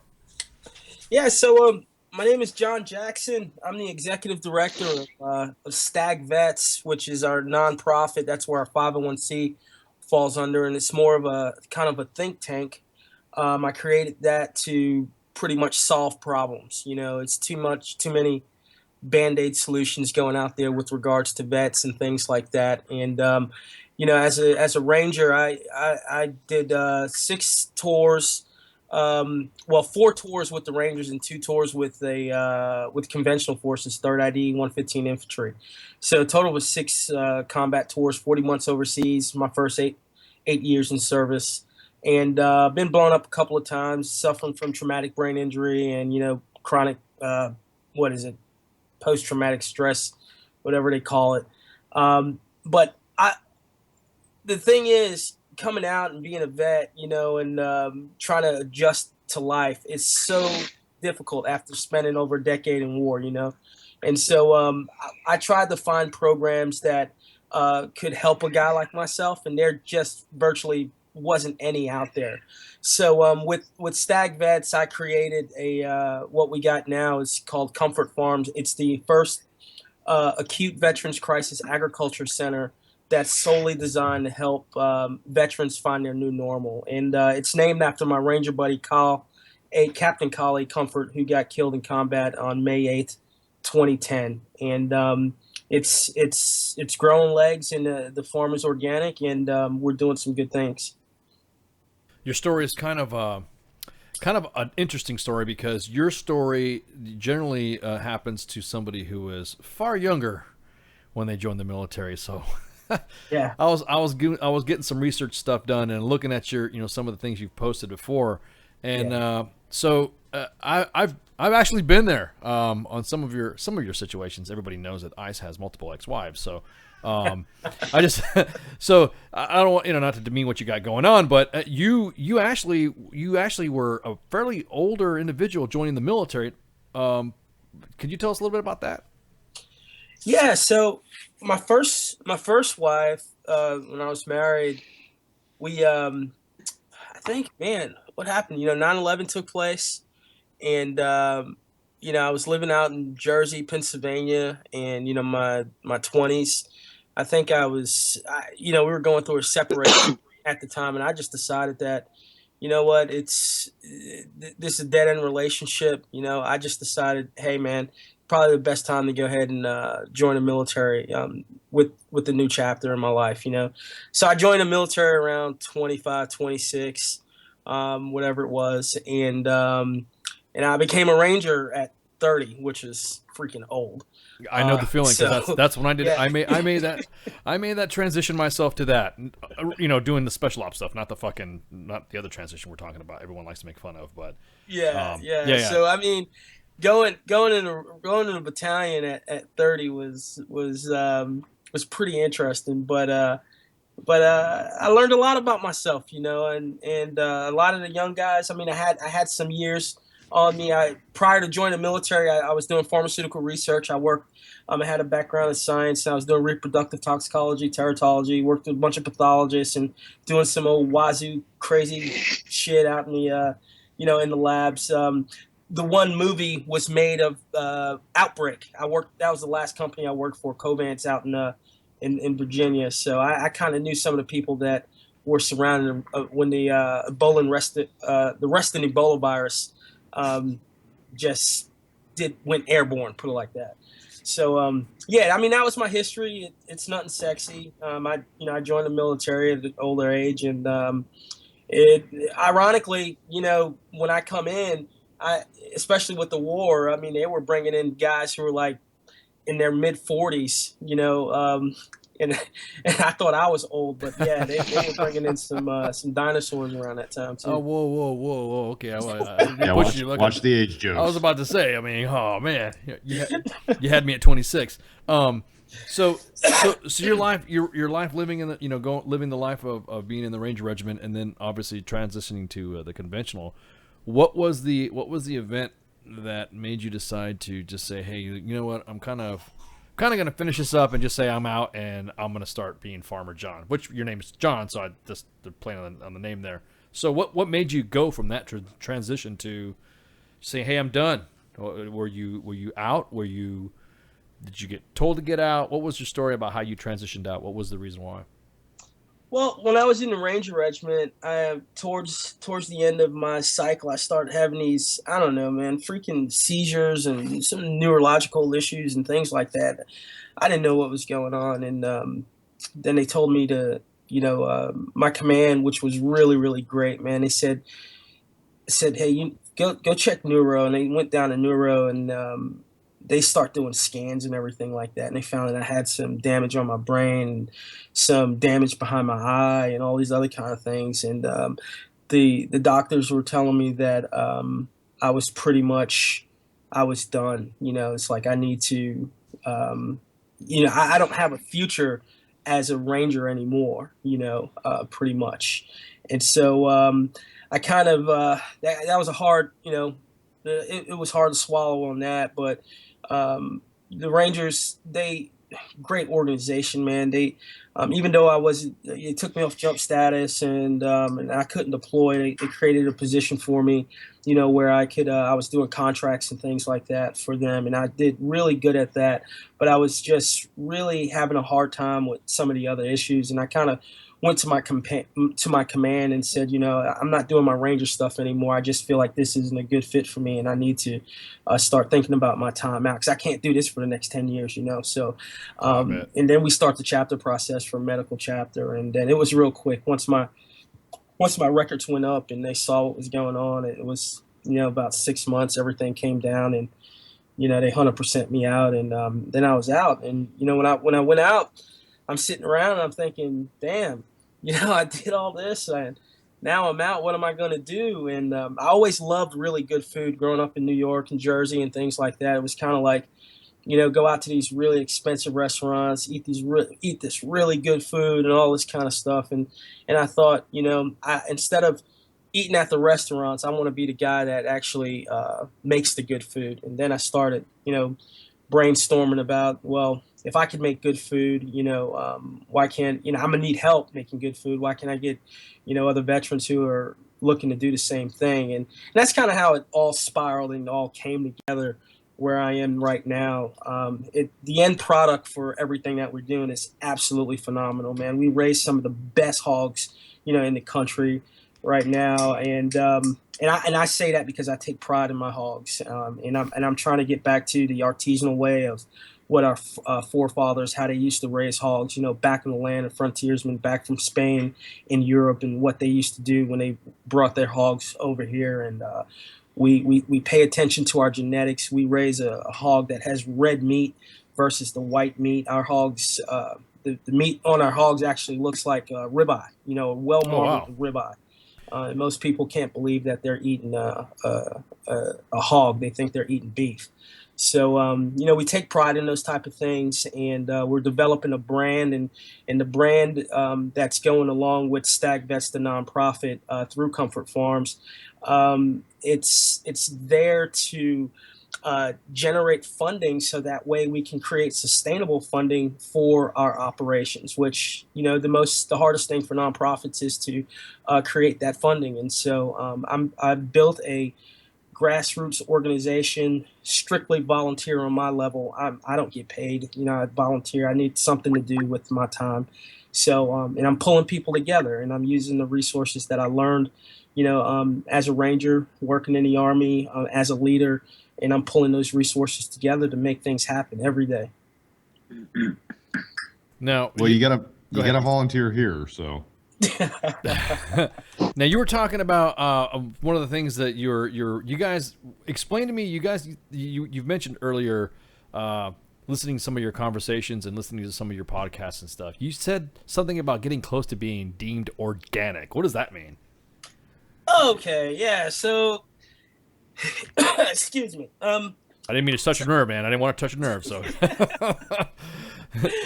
Sound like I get a little riled up there. I'm like, oh shit, fucking pissed off the guest. I'm sick. All right. Oh, okay, so, cool. You cool? I don't want the audience to think I'm out here smoking weed or anything like that. But which we'd be cool with anyway. But all right. So the process here in Georgia is, to become organic, you just don't start a farm and you become organic. The organic process is stringent, and so you have to itemize everything. You got to list everything. You got to source all your seeds, all your soil. Everything has to be tested. Your water, all those type of things. And for a total of about 3 to 5 years, you got to get all that stuff situated and written down before you can kind of get your organic certification. Mm-hmm. They allow you to take the organic certification if you sell under $5,000 annually. You can say I'm organic certified. But with what we're doing, we're not just, like we said, I talked about earlier, I'm not just trying to create a Band-Aid solution to this thing. We're actually using the farm as a teaching farm and a teaching tool. So not only do vets come here to to get healing and enjoyment and relaxation and comfortable, they're also engaging in the actual agribility and agribusiness of the farm. And if that's something that they choose to pursue, then we're looking at ways on how they can become profitable with the farm. So right now we don't have an organic certification, but everything that we do is natural, and we try to exceed the standards of what they do for organic certified. Now go ahead, Mike Goff. You're about ready to say something. Go ahead. I see you. You know what? Go for it. I'm there. And when I say I'm there, I'm literally there. I understand you're doing a workshop in Warner Robins tomorrow. Yes, I am. Yep. I will be there. Awesome, man. Awesome. I'm absolutely going to be there because I'm in school. I'm a full-time college student. I'm doing voc rehab now to get a bachelor's degree in horticulture with an emphasis on nursery and greenhouse science. Are you serious, man? That's awesome. That's awesome. Dead serious. Okay, well, man, there's a man after my own heart. Well, there's a lot we have to collaborate on because we've also teamed up with Ponix Systems, and Ponix Systems is sponsoring us an 8x20 foot Connex that has the ability to produce about 240 heads of lettuce hydroponically a week. And we can do anything from, spices and herbs to, kale, any of those type of things. And yeah, go ahead, sir. Here's a question for you that our audience will probably get way beyond their understanding of hydroponics. Is it a DWC or an NFT system? I'm going to figure that out when these smart guys come through because I'm being honest with you. I have partnered with some amazing folks. They put this system together, man, and they're writing the software right now where I can manually take care of this system through my cell phone. And so one of the things that I've charged the guys who I'm working with and all the professionals who I'm collaborating with is that, many of the guys have traumatic brain injury like myself, or let's say chronic PTSD or things like that. I want these guys to come to the farm and work on the farm as though they don't feel as though they have a disability. Someone with TBI has, they memory issues. I know. I live with this thing. Memory issues. Being able to do things and work efficiently in a way that I used to when I was a ranger. In battalion. So what I'm asking these professionals to do is to come here and create an environment where people who have these disabilities, give them the tools so that way they can be efficient. And that's the challenge, And so they're actually doing it. We're going to be showing some proof of concept. There's some great collaboration going here on the farm, and we're taking this thing to a whole new level. This is one of those things that really excites me because plants, as boring as plants are to most people, I find it absolutely fascinating, and the patience it takes, the fact that lettuce in a hydroponic system will do exactly what you want it to do, given the right inputs and having patience. And Absolutely. I'm just excited that there's going to be more food for me to eat. Oh, 6 Jane, how are you doing? I'm doing good. How y'all doing this Girl, fabulous evening? Girl, I can hear you crunching. What you eating? That wasn't me crunching. I'm drinking. Sorry. That too. So, 6 Jane is from the Girls for Gunslingers website, and why you in here? You just shooting the shit? You want to learn about some hydroponics and some horticulture? What's up? I am John Jackson's personal bodyguard. Thank you very much. You're gonna let me get close to him and talk to him tomorrow, now right? I'm seeing the correlation. Now I was like, why the hell is 6 Jane calling up? Thought you were coattail riding or some shit. John, have you told him what's coming up soon? Oh, yeah, we'll be talking about that. Yeah, with the Andrew Zimmern show next week. Yeah, we're going to be talking about that in a minute. Oh, I'm sorry, 6 Jane. Would you like to be the host and the guest today is, you know what I'm saying? I'm just, You don't want to test me on that. Because I'll give the motherfucking buttons if you want, but I'm just saying, he's getting to that. I'm just saying. I knew my boy John was coming on here. I reached out to him a long time ago. I've got to go down to the farm on several occasions, and on one occasion stayed at a really shitty hotel. But, was that the one that you had posted in your fucking Facebook of all those bed bugs and shit? Dude, I didn't have a door handle on my door. I could not get out of my room. Oh, God. I went down to the farm. I've seen pornos that start with that line. Dude, I thought it was bad. No, but I was out there on the farm. I had the rabbit stew. I chased a fucking rooster around. That place is... Man, it's awesome. I cannot wait for it to go in full swing with the ponics coming in and all the stuff John has planned. I mean, it's amazing. And I'm just gonna go ahead and say, this is gonna sound really bad, but John has the best sausage in the world. Oh yeah. Whoa. Again with the porno reference. There we go. John's got the best sausage. I was totally right about where this was going. Whoa. Gonna get some of that 6 Jane sausage. Hey, John. Hey, I'm trying to get one named after me, but no, but for real. Farm sausage. The farm. Hey, it comes in a nice pack. They're firm. They're round. They're delicious. Okay, so hey, Great Cloud, you had a question. Oh, wow. I do. I have a question for John. Yes. Hey, you're raising hogs? Yes, I do. What? You race hogs? No, you raise them. I'm the one that races what breeds them. are you raising? I thought maybe that was a thing. Oh, go on. Let him answer. Say again? What breeds are you raising? Okay, so we specialize in rare heritage breeds. Our main breeds, or two main breeds that we raise, are the American Mulefoot, and it's a very old, ancient breed. They actually have a hoof like a horse, and they go back as far as Aristotle and the Romans. They were prized for their hams, and they were brought over here from Spain by the settlers, and were crossed with old Berkshire and Poland Chinas that are created the Mulefoots that we have today. The other breed is the Hungarian Mangalitsa. They're extremely from royal lines. A business partner that I work with, he has purebreds, pure lines from Hungary, and probably the largest herd here in the southeast. So we take those, and we have our Berkshires and Yorkshires and some Tamworths and some other crosses that we use as our foundation stocks to kind of create our own mixes. And we kind of specialize in hogs that charcuterie and, chefs who desire, let's say, a more fattier hog or, a hog with more belly, things like that. We kind of customize it to what they want. That's what I'm talking about.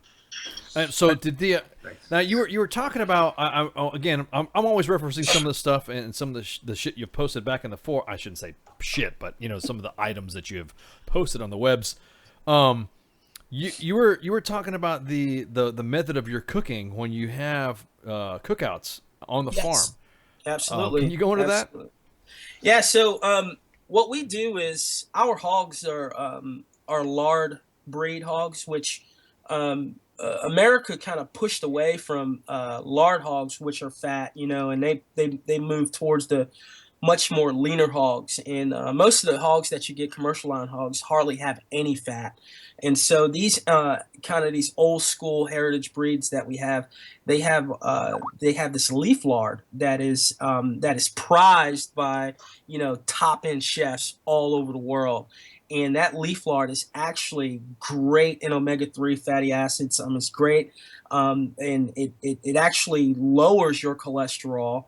But that fat is like butter. I mean, we cook our vegetables in it. Lowers your You can make cholesterol. pie crust with it. You can do so many things Butter. with it. I It's mean, we extremely cook our valuable. vegetables in it. And, Lowers your that's one of our, cholesterol. Pie little crust with special it. You can do secrets so when we many cook our things. veggies. Butter. I mean, Things we like cook that. our vegetables. We actually use the fat from the from inside of the animal to make amazing dishes. I use it as perfume to attract males. Oh my God.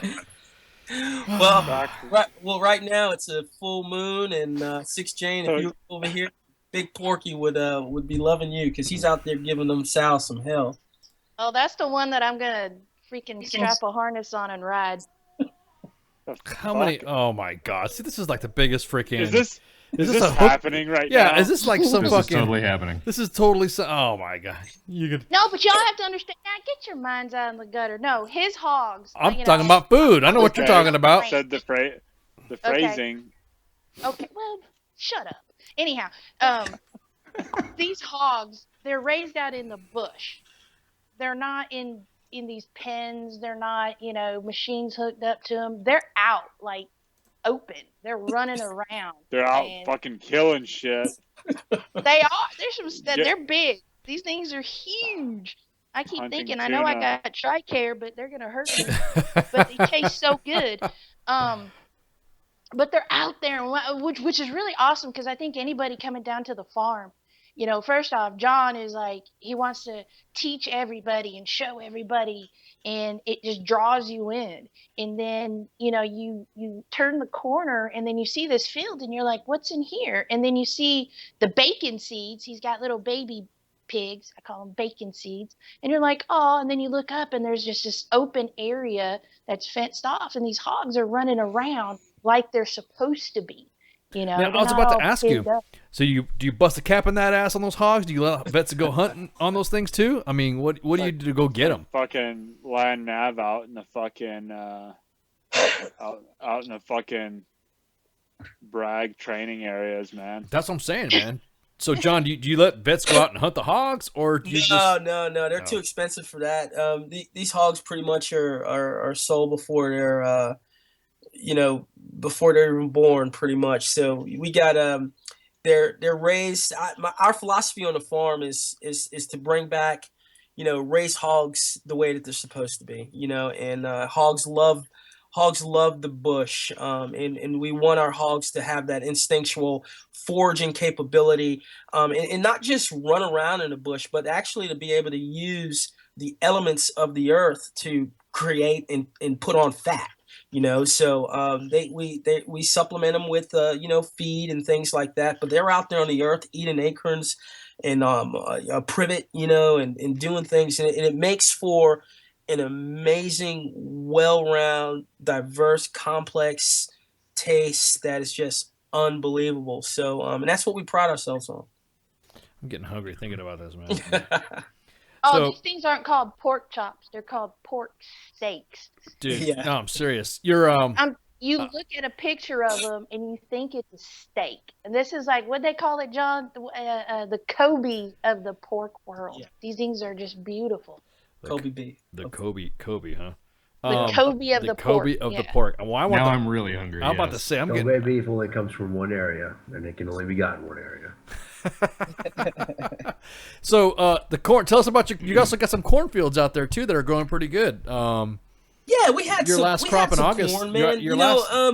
When we started here last year, when I first took over the farm, well, not took over the farm, when I first started building the farm, because we had this place donated to us.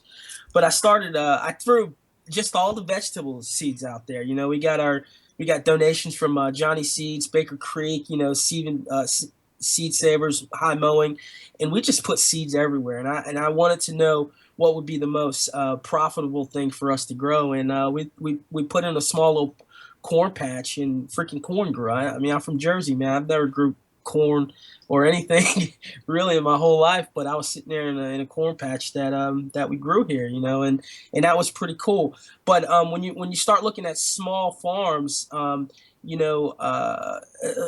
you have hundreds and hundreds of acres, it's really hard to compete with, the big corn folk on being able to sell, make a profit on that. So those are the kind of things we teach, how to make the best use of your land. For us, because there are other corn growers here who sell really good corn for really, really cheap. I mean, it'll be kind of like a hard sell for us to go in and put our money into corn when we could be growing something else. Sweet corn or grain corn? Sweet corn. Oh, bro, if you've seen this corn, man, oh, damn, there's some straight up, some awesome corn. Yeah, man, awesome it turned out really, really good. However, with that being said, though, because we're doubling down on our pig production and also, cattle and sheep and things like that, in the future as we grow and we acquire more land and more resources and more partnerships, it's going to be in our benefit to grow our own feed. And what we would like to do is to grow our own heirloom corn, without that's not genetically modified and things like that. But then too, a lot of people, everybody says they want a GMO-free hog or GMO-free animal. Can the market or can they afford it? That's the thing. And everybody, yeah, dude. But there's no such thing as GMO-free anymore. Yeah, that's what I was just gonna say. You can't. You can reduce the fucking amount of like perverted levels of GMO, but you're not going to get rid of it entirely. I'm not a farmer, so I don't know. So I'm just right. And you're absolutely right. And now there are some folks that some mentors. I mean, I align myself with some people who are successful, super successful, and I respect everything that they do. And some of these guys are actually growing a non-GMO variety corn, that have a buffer from anything that could cross-pollinate with them, and they're growing, dozens and dozens and dozens of acres of this stuff for their pig production, and they can actually say that they have a non-GMO corn. Right. What's their yield per acre on that? I'm not sure what it is, but they've been doing it for a long time. All I know is that they're able to fill all their grain bins for the year for their feed requirements for their hogs. And these guys pump out about 20 hogs per week to restaurants. So, wow. Yeah, and it's all on their corn that they grow every single year. So I mean, they got it down to a science, and you just don't wake up one morning and in 1 year you do that. It's a process, and from what I understand, like I tell a lot of folks this too. If you're getting into farming or even anything that you do, figure out where you are. It's like land nav, man. You don't know where you're going unless you know where you are. Everybody, that's the basic construct of where it is, and don't let what you freaking can't do stop you from doing what you can do. And so I try to tell people, if you just got a backyard or if you just got a few hogs, well, do what you can. And so with us, what we're doing is we're growing our herd slowly. As we grow our herd, we're taking the genetics that we like, and we're growing those genetics. We're acquiring land. We're acquiring a lot, the right type of heirloom variety of seeds and vegetables that we're actually going to use, until eventually this thing is self-contained, where it's taking care of itself. And that's a 10 to 20 year project, and I'm committed for it. God willing, I live that long, but that's what I'm here to do. I live in an apartment and all I have is a balcony. And I was telling Ice that this morning I planted about 3 dozen trees. That's oaks, hickory, and pecans. Nice. Nice. From seed. I mean, they germinated, and I transferred them into 6-pack containers. But that's exactly what you're talking about. You don't do with what you have. I have enough space to have 3 dozen seedlings of these huge trees, and eventually, you know, I'm not going to live in this apartment complex forever. Right. Eventually, I'm going to have my own farm. Right. Absolutely. Absolutely. And I'll either sell these trees or I'll plant them in the ground, and they'll just be part of the land. What kind of oak trees did you grow, by the way? I don't know. I scavenge seeds as I'm walking to and from school. Let's talk about that, man. I tell you, what? You got a lot of stuff to talk. You just throw seeds out and shit, and that's it. And no, I pass. That's the non-GMO way. Yeah. Right. Okay. I don't know this, man. Walking through the woods to and from school, you know, you find a shitload of acorns on the ground. You pick them up. You put a handful in your pocket. Bring them home. You know, throw them in a tub of water. If they sink, they're good. If they float, toss them out because they got bugs in them. And then you plant them and wait for them to sprout roots. And that's I found hickory nuts doing that. I found pecans doing that. I found acorns, big acorns, little acorns, all kinds of stuff. You know, as a small business model, you know, a lot of folks think that they need, you know, hundreds of acres to farm. And what I tell veterans, and I will be talking to vets tomorrow at the workshop, is that, you know, there's so many different business models that you can use to become profitable. I mean, you take sawtooth oak, for example. It's one of the most fast growing oak, you know, within 5 years, 3 to 5 years, it's producing so much oak. Well, guess who needs freaking sawtooth oak? I mean, deer hunters, you know, pig farmers like myself who want to raise their hogs on those type of things. You know, I mean, I can't go anywhere to, you know, find those type of things.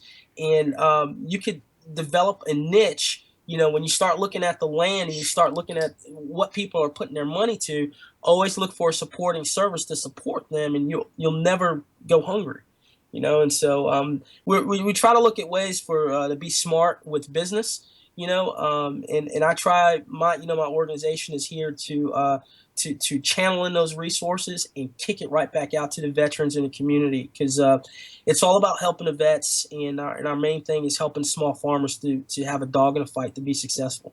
Now, was it hard for you to, like, you said you're from Jersey, right? You're from the city, so wasn't it kind of weird to kind of like start doing the farm thing, being from the city? I mean, I don't know. Let me tell you, that boy running around the farm in a pair of Crocs. I swear. Yeah, I don't know, man. I guess my whole life I've always been an outdoors person, and I've always had that knack to step outside of my element and be comfortable with people. You know, I mean, it's just, you know, I've done things, you know, especially down here, you know, that most black folk probably wouldn't do. You know what I'm saying? And it's just one of. Did you say black? Did you say black folk? Yes, he said black folk. He did say black folk. Yeah, I didn't know he was black. I'm just making sure. No, just Doc Madness is doing the sanity check just to make sure that, you know.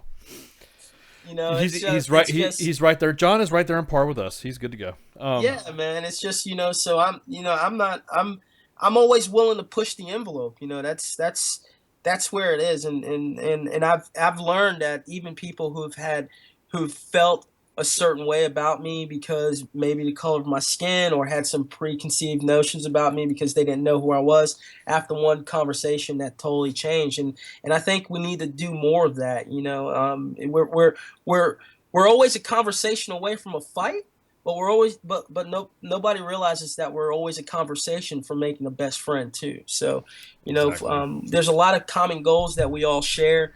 And, you know, with my time out in Iraq and Afghanistan, I realized that, you know, there's two things that bring stubborn men to the table, and that's good food and music. You know, and if I can enjoy your food and music, and you can accept and respect mine, and we can sit down, and we don't even have to speak the same damn language. But you know what? If we can enjoy that moment, then we can have respect for each other. And that's how I kind of view all my engagements with people.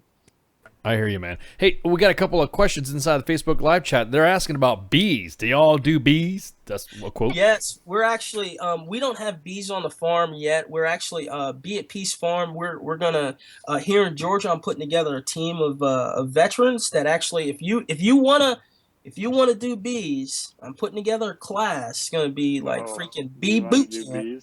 Yeah, if you bee boot camp, to get down there, learn how to take care of a hive, build hives, do it all. I mean, these guys have extended their service to our organization to help out. We're looking to put about 25 beehives on our farm, so that way we can have honey here and also pollinate all the veggies and things like that. I myself am allergic to bees, but as we grow, I'll have somebody who will be over that function of it. Not 6. I'm just throwing that out there. Are you talking about straight up? What do you mean not 6? You're not going to help out with the bees? Oh, everything was all great and shit when it came to hogs and also the crap. But as soon as you Look, said there's an bees, easy way to find me on the farm. You look for the rooster, and I'm the one yelling at it. That's the only way to find me on that farm. I fight with almost every animal on that farm. yeah, I'll do the bees. I'm not scared. There you go. there you go. So I'll eat the honey. I'll eat whatever comes off that farm. if you've not had farm honey, you're missing out. You are totally missing out. It's awesome. Now, okay. The reason why I was making fun of your being from Jersey, I saw you handling some farm equipment on a video, and it looked like you were struggling, bro. What farm equipment, man? What are you talking about? You should not be posting shit on YouTube, and then people on camera. All right. First of all, to the audience and everybody, you're gonna find out with me that you're probably gonna find more shit on Facebook and YouTube that I totally fucked up than I did right, because I'm not afraid to put it out there. No. Hey, that's the way you learn. That's what you learn, exactly. It shows your like other people can learn. Well, sometimes. What do you? I personally can't. I can't learn from other people's mistakes. I have to do them myself. Well, I mean, no. The biggest thing is you're messing with some sort of tilling equipment, and I see you just like and you're talking, and all of a sudden it starts up, and you're like, rah, rah, rah, rah. Look like you almost lost it for a little bit, then you gain control. I'm just saying, you handle it. I'm just saying, I just look the naked buffer rodeo. Fucking just set them up for kind of close to that, but I didn't want to go that far. So okay, now this on the 14th of February on Valentine's Day. What do you got going on? Tell us what's going on that day. Yeah, man. Andrew Zimmern and his team from Bizarre Foods will be featuring us on the Travel Channel at the prime time spot at 9 p.m. on Valentine's Day. And they came down here, a couple of months ago to actually shoot a film. And it was absolutely amazing. I had 6 here. We had Joe, my friend Chris. I had all the people that I work with that I absolutely love, that helped me, with my organization down here. I mean, the Combat Veterans Motorcycle Association 25-4 has done a great job, and we had these guys out here, and we kind of showed, Zimmern what we actually do, when we do have our events, and what this place is all about. And when they heard about, when they heard about, what we were doing, they thought it was just awesome, cool story, and he asked me to tell him what we're going to shoot, and I kind of put this whole segment together. And so you're going to see some really cool things that I was able to pull together and have Andrew take part of in the story that we're going to tell and show the world. Now, you said 6 came down. Is that why you came on 6? Did you want to plug yourself being on the show? Is that what it was? Is that why you came on here? No, actually, it was a very serious moment. I adore John to death. I found him through another fella that was like, hey, this is my guy. He's trying to win this contest. Can you help him out? And I did what I do, and I pushed his video that he was trying to get out in everybody's eyes. And 2 little girls talking about hormones or some shit won, but that's okay. I don't have to go any more detail. I was just messing with you, girl. I was just making sure. No, but I am I think a lot of folks, when John gets talking, you can tell that his energy behind it and the farm, and you start talking about farming like with your dude there, and they're like, oh, well, what kind of acorns do you have, and what kind of and you can lose some folks, but then you got somebody like me that doesn't know anything but beach and guns, and I get down there and I find myself I'm cooking like I don't cook. And I'm down there preparing food for Andrew Zimmern, and I'm like, holy shit, what am I doing? I'm setting fire is what I did, but and I'm learning. He's got rabbits down there. You didn't even talk about them chinchilla kangaroo rabbit things you have. I'll just let him wait to see the show. Yeah, I was about to say, how about you just wait for me to see the show, man? While you're spoiling alert, I'm gonna drop you for spoiler alerts. There's so much in that show. I'm just really glad they stopped filming before we got stupid. Hey! Stop! See now. Hey, Six. Shh, quiet. There were strippers. Stop! Don't make me hang up on you, girl. The doorknob was missing. Yeah, I was about to say, goats were running around fainting and shit. What about the pigs? Hey, I got some video of the pigs boinking. If you want to see it, I can send it to you. No. A highlight, I guess. No, but a highlight? Yeah, how's that a highlight exactly? Yes. I wanted to make sure I got on here because, John just has this. He has so much knowledge of this stuff, and you can feel his energy, and oh yeah, you can definitely hear it. Is he's a total dude, and he gets sidetracked, and he's trying to like give you all this info, and you're trying to take it, and then he's like, all of a sudden. So phrasing.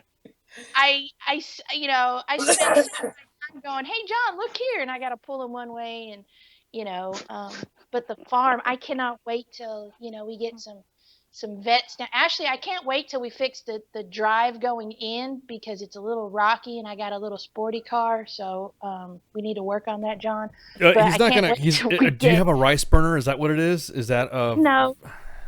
Why he doesn't have to accommodate you? That was a really quick no. No, I don't have one. No, thank you. I didn't fit in with everybody pulling up in their big dualies and trucks, but that's okay. Because it's a farm. That's what you have. Well, yeah, because they have fucked up roads. I'll pick you up in my Durango and we'll go out there together. And it's Georgia. Do they ever fix their fucking roads? No, actually, it takes them like 20 years to. No, but I can't wait till, the vets get in there and they learn how to get their hands dirty. Fix roads.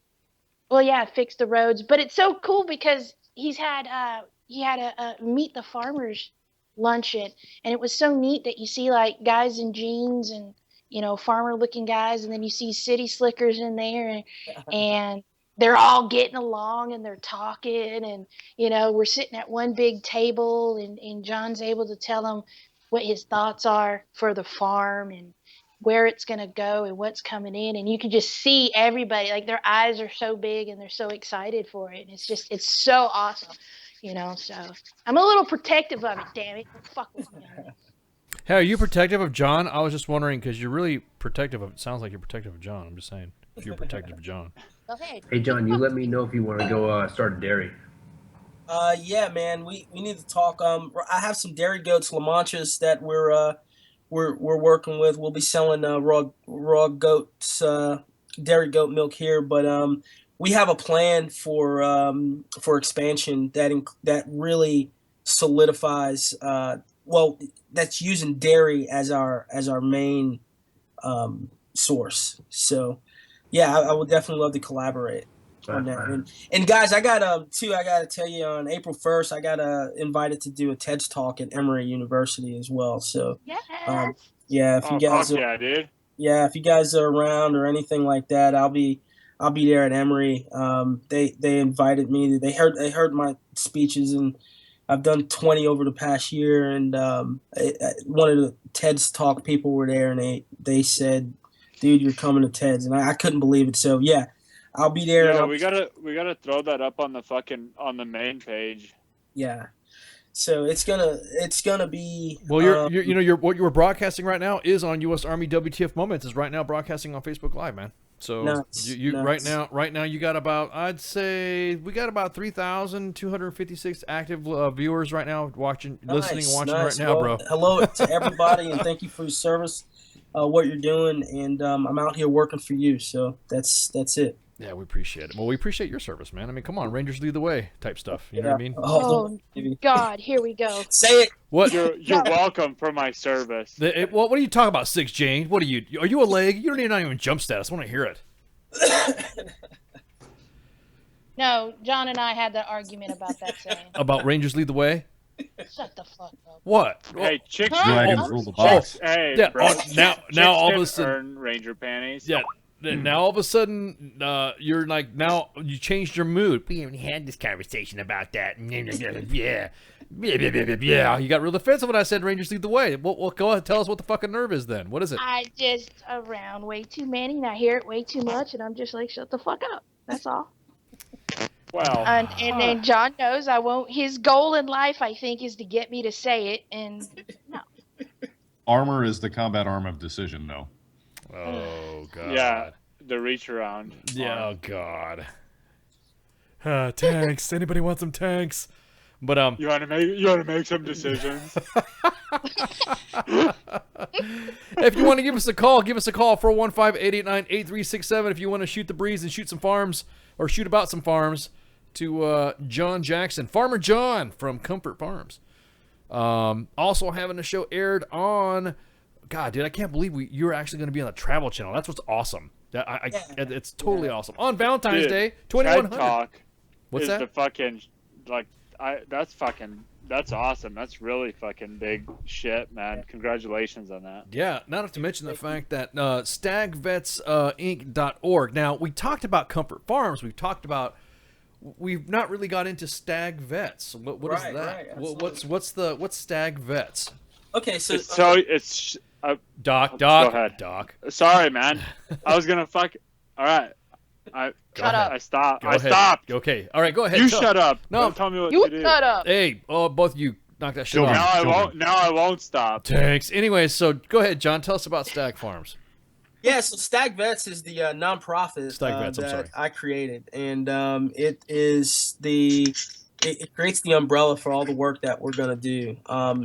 STAG is the acronym for Strength to Achieve Greatness, and it was a concept that my best friend Dan and I had come up with a while ago when we decided that, as far as for like just motivation. And so I kind of took that, that whole approach as far as being a ranger, digging deep, and finding the intestinal fortitude within to kind of push past the toughness and the spirit to kind of instill that in the workings and philosophy of our organization. And that's kind of where it is. And everything that we do, that philosophy it breathes it. So as a nonprofit, we have our 501c3 with that, and it's more set up kind of like a think tank, where like I said, we exist to solve problems. We exist to create solutions, and not to create temporary band-aid solutions or anything like that. It's more about how do we fix the problem. My goal is to put the nonprofit out of business. Because if we solve our problems and they don't exist, that means we've done our job, and I can go home. Everybody can go home, and that's the way I look at this thing. As a 100% volunteer to the organization, it's kind of, I wake up every morning thinking about what I can do better, today, for vets, what didn't go right, who do I need to contact, how can I communicate better, who do I need to get in touch with, I get so many vets. Matter of fact, to be honest with you, while I was doing the show with Andrew Zimmern, I was multitasking because I was on my phone talking to a vet who had a Marine that I never met, and he was going through some hard times. I was told to give him a call because he was just pretty much kind of pulled a gun out of his mouth the day prior. And me and him were talking. I was talking to Andrew. Andrew were talking to me, and we were going back and forth on the show. And I'm talking to this guy, just kind of keeping him on, and we're going and doing what we had to do. And I left that conversation or those texts, when I knew that things were better with him.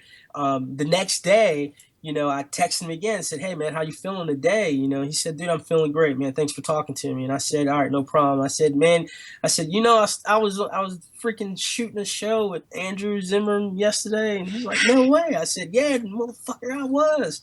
And you sitting here giving me all out of this shit, and he's like, "Dude, get the hell out of here. You crazy?" I was like, "Yeah, no, man."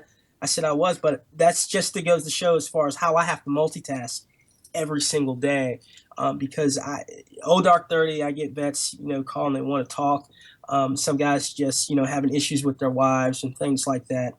And there's a lot of help, man. We got to figure out how to put those speed bumps up well before someone is going to commit the action. Because as you all know, once you get to that space, it's hard to come back from, and I've been there, and I know it intimately.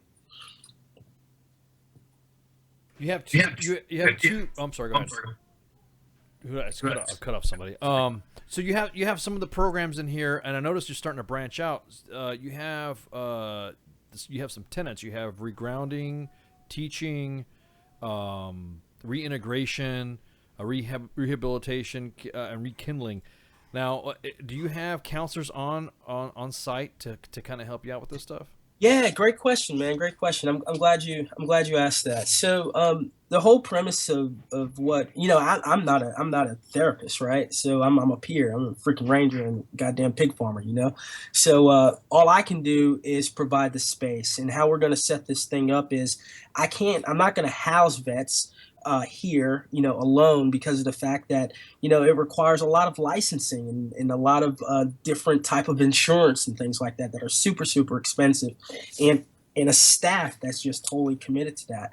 So what we've actually done is to create this space as for therapists and counselors to bring their guys, their teams here that they're working with to fall in on the business of the day. So we have the farm that's working as a robust, agribusiness that's working, and it's pushing, and it needs to survive, it needs to sell stuff, and it needs to market, and it needs to do all those type of things.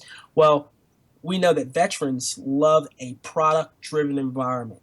Part of the agritherapy and a part of the working and getting off the couch and getting off the woe is me is to get these guys out, to get them start feeling good about themselves again by being productive. Yep. And now I'm working on with that. I just had a meeting with the YCA, the Youth something Corps, I forget, but it's a military school for some at-risk adults between 16 and 19 years old. And about 100 of these students that I went to go see, about last week, they were. I sat down and talked to them, and these guys are actually going to start coming to the farm, and it's going to be another way that once we get the team of vets with their counselors to come here, these vets will also serve as mentors to these critical youth that actually need the leadership that our veterans can provide. Now, because Stagvest has kind of started off the whole Comfort Farms thing. What was the outreach from where the farm is located? I mean, how were you received when you first started building it up? Okay, so I'll be honest with you, man. There was a Christian organization named Maranatha that heard about us, and they saw everything that we were doing, and they kind of collaborated and said, "Hey, man, would you help us out with our drug and rehabilitation program?" So they have a drug and rehab program that they have. They have this thrift shop that they asked for us to manage. And what that thrift shop does is it's able to raise funds that can go to them so they can match for their drug and rehab rehabilitation program, because they get some HUD funding to be able to house people for over 2 years. And some of those folks actually happen to be veterans that actually have to go through that. So what they said was, if you can help us manage this, take over this thrift shop, we have this farm that we're not doing or this land pretty much we're not doing anything with, and it'll be perfect for your program if you would like. So I come out, I check it out, and I'll be honest with you, man, I didn't want to do no freaking thrift shop. That's just not where my mind was at. But talking to my board and talking to my team and everything like that, we start looking at ways to actually do this. And I'm actually thankful for doing that, because once we got here, I mean, we've been so well received. I mean, right now I'm going to be talking to the board members for the nonprofit that we actually work with the drug and rehabilitation. We're going to take over the thrift shop, and we're going to rename it to Comfort Farms Antique and Thrift. Still going to be under Stag Vets as the 501c, but that's going to be it's going to be a veterans owned thrift shop, and we're going to specialize in farmhouse decor, kind of like kitchenware. Ooh, modern rustic. Yeah, I was about to say, man, where are you going to start that? Are you going to open it up there on the farm nearby, or where is that going to be located? It's about 5 miles down the road. We have the store already, so we're just gonna change names from Maranatha Thrift Shop to Comfort Farms Antique and Thrift, and we're going to do a total facelift. We're going to have a grand opening sometime this year, and we have a great veteran that we're working with, local vet. His name Barrick Woods, spelled like Barack, but Barrick Woods. He's an excellent finish refurbisher and things like that. I mean, he does some really great furniture, and it's a great way to raise money for the organization and to give back. And I think it's one of those programs too that I feel is going to really grow, especially vets who want to get into carpentry, don't necessarily want to be knee deep in pig shit all day, Don't tell my wife about the thrift shop. I was about to say, especially if it's farmhouse antiques, I will go rogue. I'm gonna go down there and just start. I love that rustic antique shit. You know what I mean? Yeah, most I love definitely. it, man. And that's where our main, kind of, I sat here for a year. I kind of scoped the area out, looked around, kind of see what's actually missing and where we need to kind of fill in that niche, and that's what we're going to go with it. We already got our sign made up. The sign is super sexy, made by this dude named TJ Stubbs. Man, he's all about doing the rustic. I think he pulled some railroad iron and kind of bent it into shape, and some wood, and he made this Comfort Farm sign, the antique and thrift. I mean, it looks super awesome. So, and that's going to be the theme of the store, pretty much. If you guys can find a cast iron stove, I got dibs. I was about to say that, dude. I wanted a cast iron stove. Now you start getting the thrift store, the donation stuff. You have an image on your Stag Vets org website. You giving somebody a haircut. Do you guys go out and help out homeless vets too as well? I mean, I see that you've gone out there and given getting them out there, getting them to best, like you were saying, don't do the woe is me stuff, to go out there and pick yourself up. Have you noticed an increase? I volunteered. I'm sorry, sir. No, don't call me sir, man. Come on, I'm ice, bro. I'm ice. I'm also a first sergeant too, damn it. Knock that shit off. First sergeant. Shit in a bag. Shit in a bag, Pogue. Sorry, that's the running joke with these wag bags that these mech infantry guys are coming up with. I'm like, what the hell's a wag bag? But that's another story. It's pretty funny, though. It is pretty funny. So have you seen an uptick? Like, is the word starting to spread around the community about what you've done? I mean, man. It's absolutely. So we have these groups, these volunteer groups like the Civitans and the JCs, and I'm getting a lot of several Christian organization men's groups who are looking to do things, and our volunteer base is growing. I mean, the Georgia Military College, GMC, and also Georgia College have come out in full force. Fort Valley University have come out in full force. UGA. I mean, all these folks and their staff they're coming out and giving us a hand. You know, I got Chris Caro, who's our program coordinator. He's actually kind of like the eyes and ears for me and keeping everybody. Yeah, I mean, without this guy, I would be totally lost. But he's keeping all these things that are coming in right on schedule, so that way we don't miss a beat. And with that too, we got the USDA, the FSA, the NRCS, all the organizations for that are in agriculture who want to help out.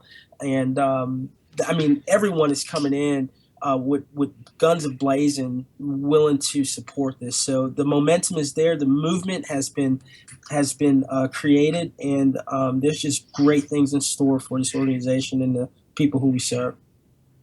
Yes, we're taking calls, 415-889-8367. You can call the show and shoot the breeze with Farmer John Jackson from Comfort Farms, who's about ready to be big baller, famous guy on the Bizarre Foods hosted by Andrew Zimmern. Well, probably the first time I've ever seen that show then, because you're going to be on it. And I want to see... I will tell you this season, I'm a big...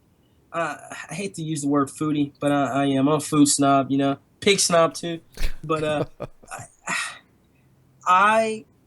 this episode or this season that he has put together is something special, not just because we're on it, but I'm serious. Yes, it is. No.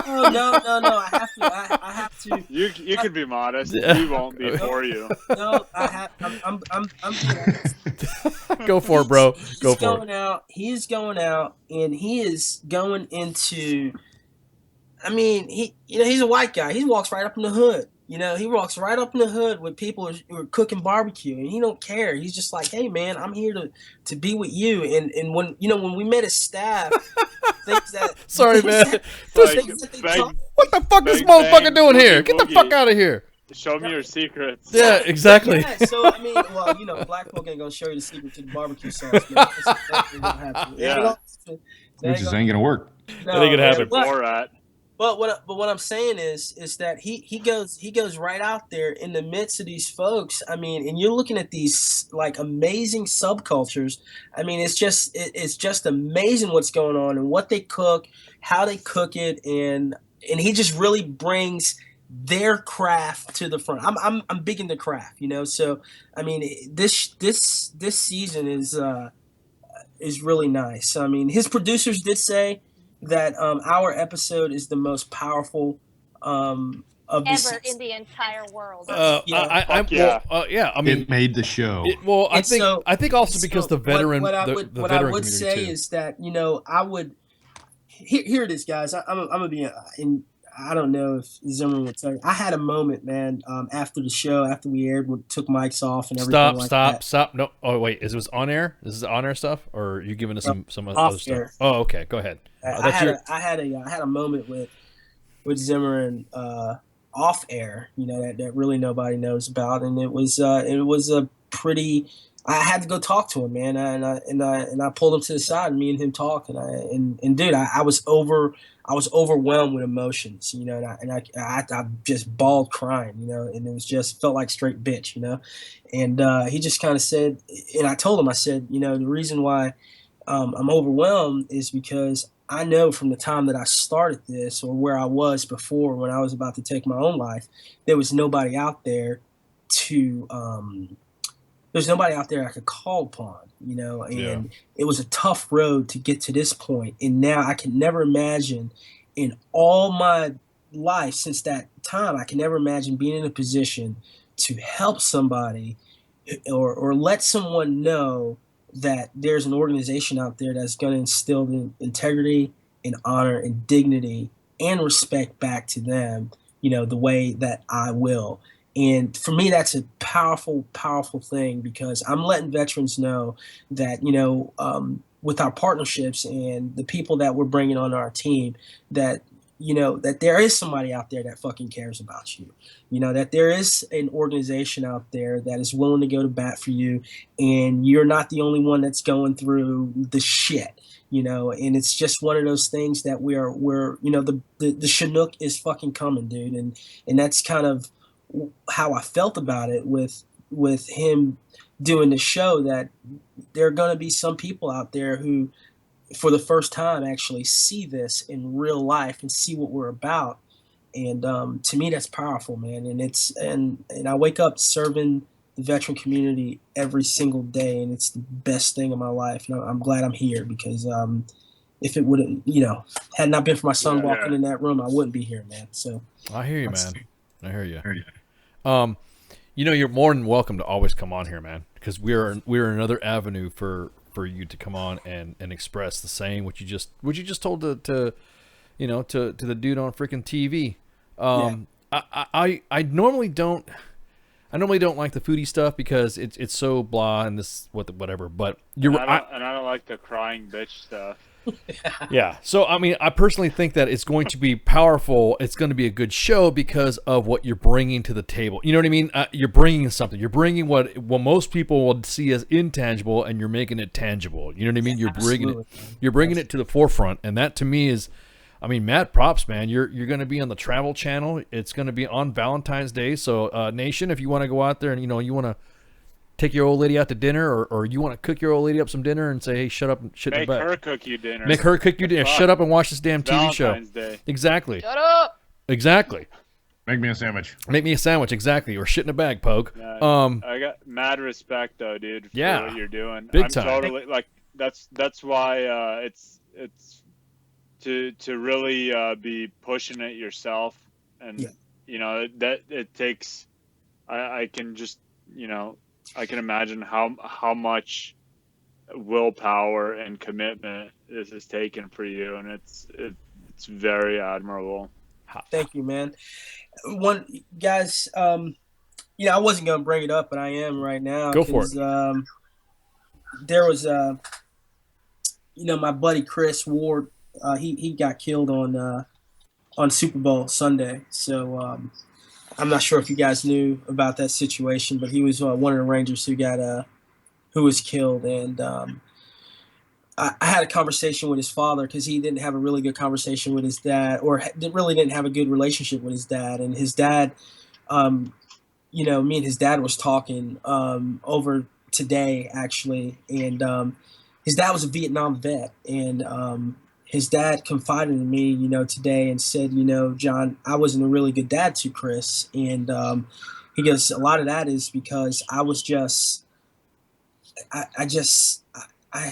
he was in war, and he was an ugly person, with regards to his family. And he just wished that he would have had a much better relationship with his son. And he wished that he had the tools that that the farm is actually trying to help vets with, so that way he can have a relationship with his family. And to me, I told him, I said, thank you for sharing that with me. First of all, sir, I don't know him, but there's so many fathers out there, to include myself, who are so disconnected from their families, and we got to do something about it, man. And it's, Chris being gone is a huge blow for me. It set me back this week. But I'm moving on out of it, and I plan on doing something big for Chris in a big way, in the future. So I just kind of want everybody to understand, Chris Warden, he's no longer with us. He was a good dude. He was my Ranger buddy, and but he will be remembered. Definitely. Hey, Mike Golf, you were talking about doing some going down to the farm. Hey, John, would it be okay if we kind of get like a little bit of a tour or something like that to see what you got going on? Yeah, I'll man. be your tour guy. Oh, of course. Anything to be on camera. I'll bring my GoPro. Yeah. So so that way we could put it, because we'll have we'll get the video together, put it together, and then we'll you'll come back and if you want and shoot the breeze and see what walk it through it, because I know there's gonna be some stuff that you can't show on the Travel Channel. Actually, I don't like the pig sex. Pig sex. They don't want to say that, but go ahead. That's the best part. I think they're gonna show everything, man. We did some things. Well, I'm gonna leave that. Let's just wait to see what they show, and then we'll leave it at that. You give us an We'll fill AAR. in How's the that? gaps on the 15th. There we go. Give us an AAR, and then when Mike Golf comes back and give us some, a WTF Nation Radio, U.S. Army WTF Moments field report, Yeah. Then we'll see what happens. Exactly. So, It'll be the first one where somebody actually shows their face instead of Jose. Yeah, instead of Jose running around throwing his stuff on the main page. Hey, John, thanks for coming on. We got to come up to a break where producers like, hey, dude, you're overdue on a break. And thanks for coming on. If you want to hang out and shoot the breeze for a little bit longer or just see what the show is like, you can. I'm gonna go give some love to my kids, man, and I got the workshop to be at tomorrow, and I just want to thank you guys for having me on and your entire audience, man. It's been great. Well, we appreciate you coming on too, man. We Hug definitely that appreciate mean that. little boy for me. He hates me. Hey, John, I'll see you tomorrow. Yes, sir. All right, I'll talk to you, man. All right, John. All right, man. Yep. All right, Have a take good care. one, brother. Bye bye. Wow. Oh, inspiring. Woo. Y'all have no Exactly. idea. I mean, you guys and he are. Oh, I have an idea. No, I have an idea because you're going to tell us. Go ahead, 6 Jane. No, but you see this military connection and giving back to the veteran community and the military community, but when you're down there and you see, I'll call it the civilian population, these other organizations that are coming to him because they're like, oh man, this is great. I don't know if you guys caught that, is that it's all intertwined. They're all helping each other. You've got this drug rehab group for teens over here, troubled teens over there, and this other, and all these other groups coming in and not just helping the veterans, but then the veterans helping them. So it's like everybody's learning a little bit of it together and working at it together instead of, okay, this group has to handle it and this group has to handle it. And it's Yeah. like, it's amazing to see. Well, That was I'm curious to see. heartfelt. Yeah, I mean, I'm kind of, like I said, I'm kind of excited to see what we got. Because we're gonna get that. We're gonna get the walking report. Oh, I was gonna ask him a question about. Someone said rumors that he's big sex. No, damn it. The rumor. I'll send you the video. Yeah. You're like hung up on that. I got like 3 videos. Don't worry. Oh, okay. Well, I mean, I didn't want to sit there. Normally, a guest comes on for about an hour, and I don't want to cut into his schedule. But anyways, we're gonna go ahead and take a break right quick, and then we'll get some we'll get some other stories out and shoot the shit about Comfort Farms and then stagvets.org. And there you go. There you go, and then we'll see what happens. Bam. Bam, bam, bam, bam. Should I do? Yeah, I think I'll just do the show plugs after the breaks. That way I don't get in trouble. So, anywho, so I gotta prop it up. You know what I mean? There you go. All right, so everyone get That's some. what she said. Whatever, man. Prop it up. Man. Don't forget to remove the doorknobs. Yeah. What the hell? Everyone get some shots, and we're back in a minute. Shots. Man. Shots. Trying to get crazy with this thing. Don't you know I'm local? Hey, get rhythm. When you get the blues, come on, get rhythm. When you get the blues, get a rock and roll beat, get rhythm. Tap on you, get gone, get rhythm. When you get the blues, a little shoe-shine boy, he never gets low down, but he's got the dirtiest job in town. Bending low at the people's feet on the windy corner of the dirty street.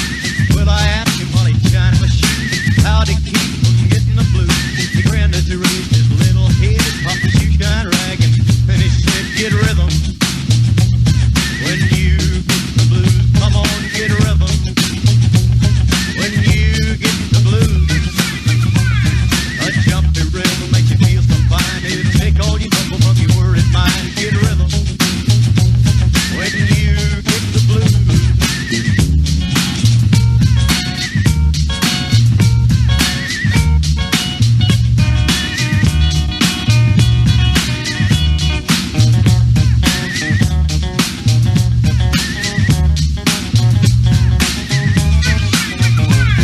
Get rhythm. When you get the blues, come on, get rhythm. When you get the blues, get a rock and roll feeling in your bones, put that on your boots. Get gone, get rhythm. When you get the blues.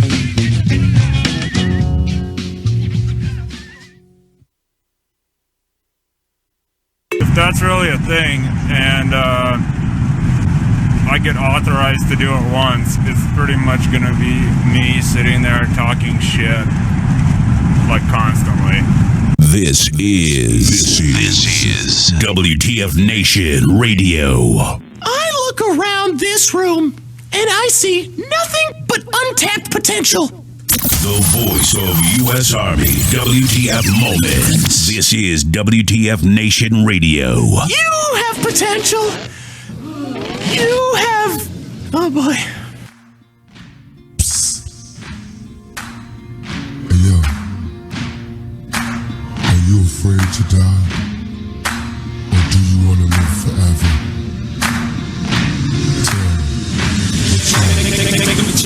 They wanna bury me, I'm worried. I'm losing my mind. Look down the barrel of my 9 and my vision's blurry. Falling to pieces, am I guilty? I pray to the Lord, but he ignores me, unfortunately, cause I'm guilty. Show me a miracle, I'm hopeless. I'm choking off marijuana smoke with every token. It's like I'm losing focus, falling asleep while I'm in service. When will I die? Forever paranoid and nervous because I'm high. Don't mention funerals, I'm stressing and going nutty. And reminisce about the niggas that murdered my buddy. I wonder when will I be happy? Ain't nothing funny. Flashbacks of busting caps, anything for money.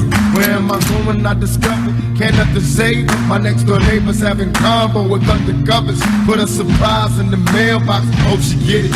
Happy birthday, big bodies dying in my necks. Who can I trust? Will they be G's and then look at me before they bust? Or will they kill me while I'm sleeping? Shoot to the head while I'm in bed, leaking blood on my satin sheets. Instead, heaven for a baller.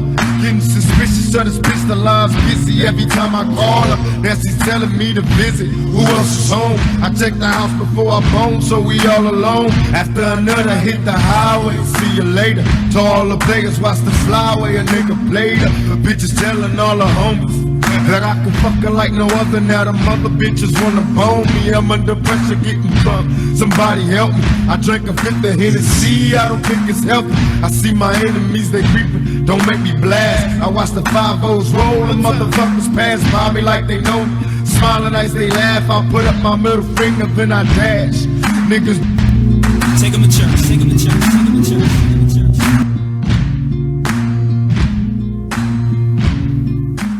He can do it. He needs to do it himself. Yeah, do it himself.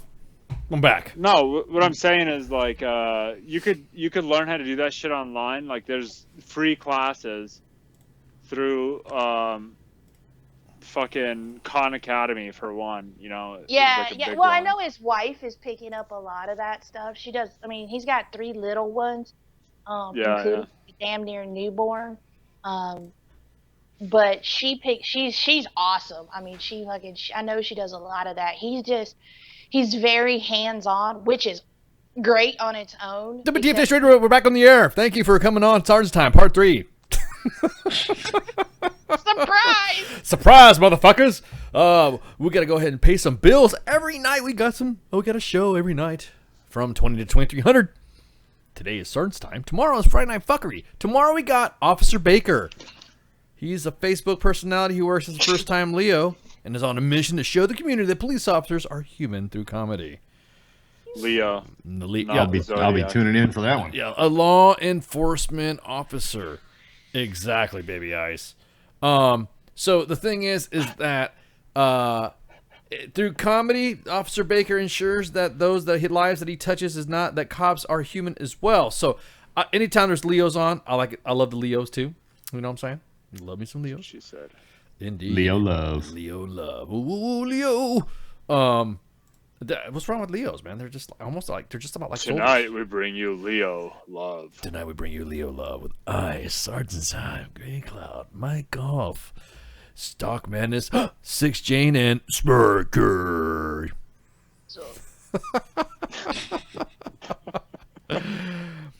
So tomorrow we got Friday Night Fuckery, Saturday Free For All coming up.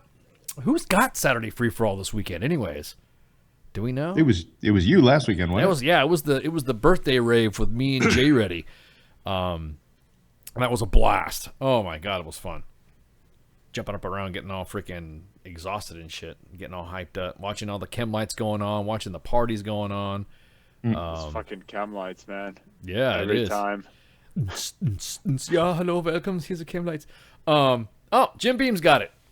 He's got the free for all tomorrow. Sunday's the green room with the stoners.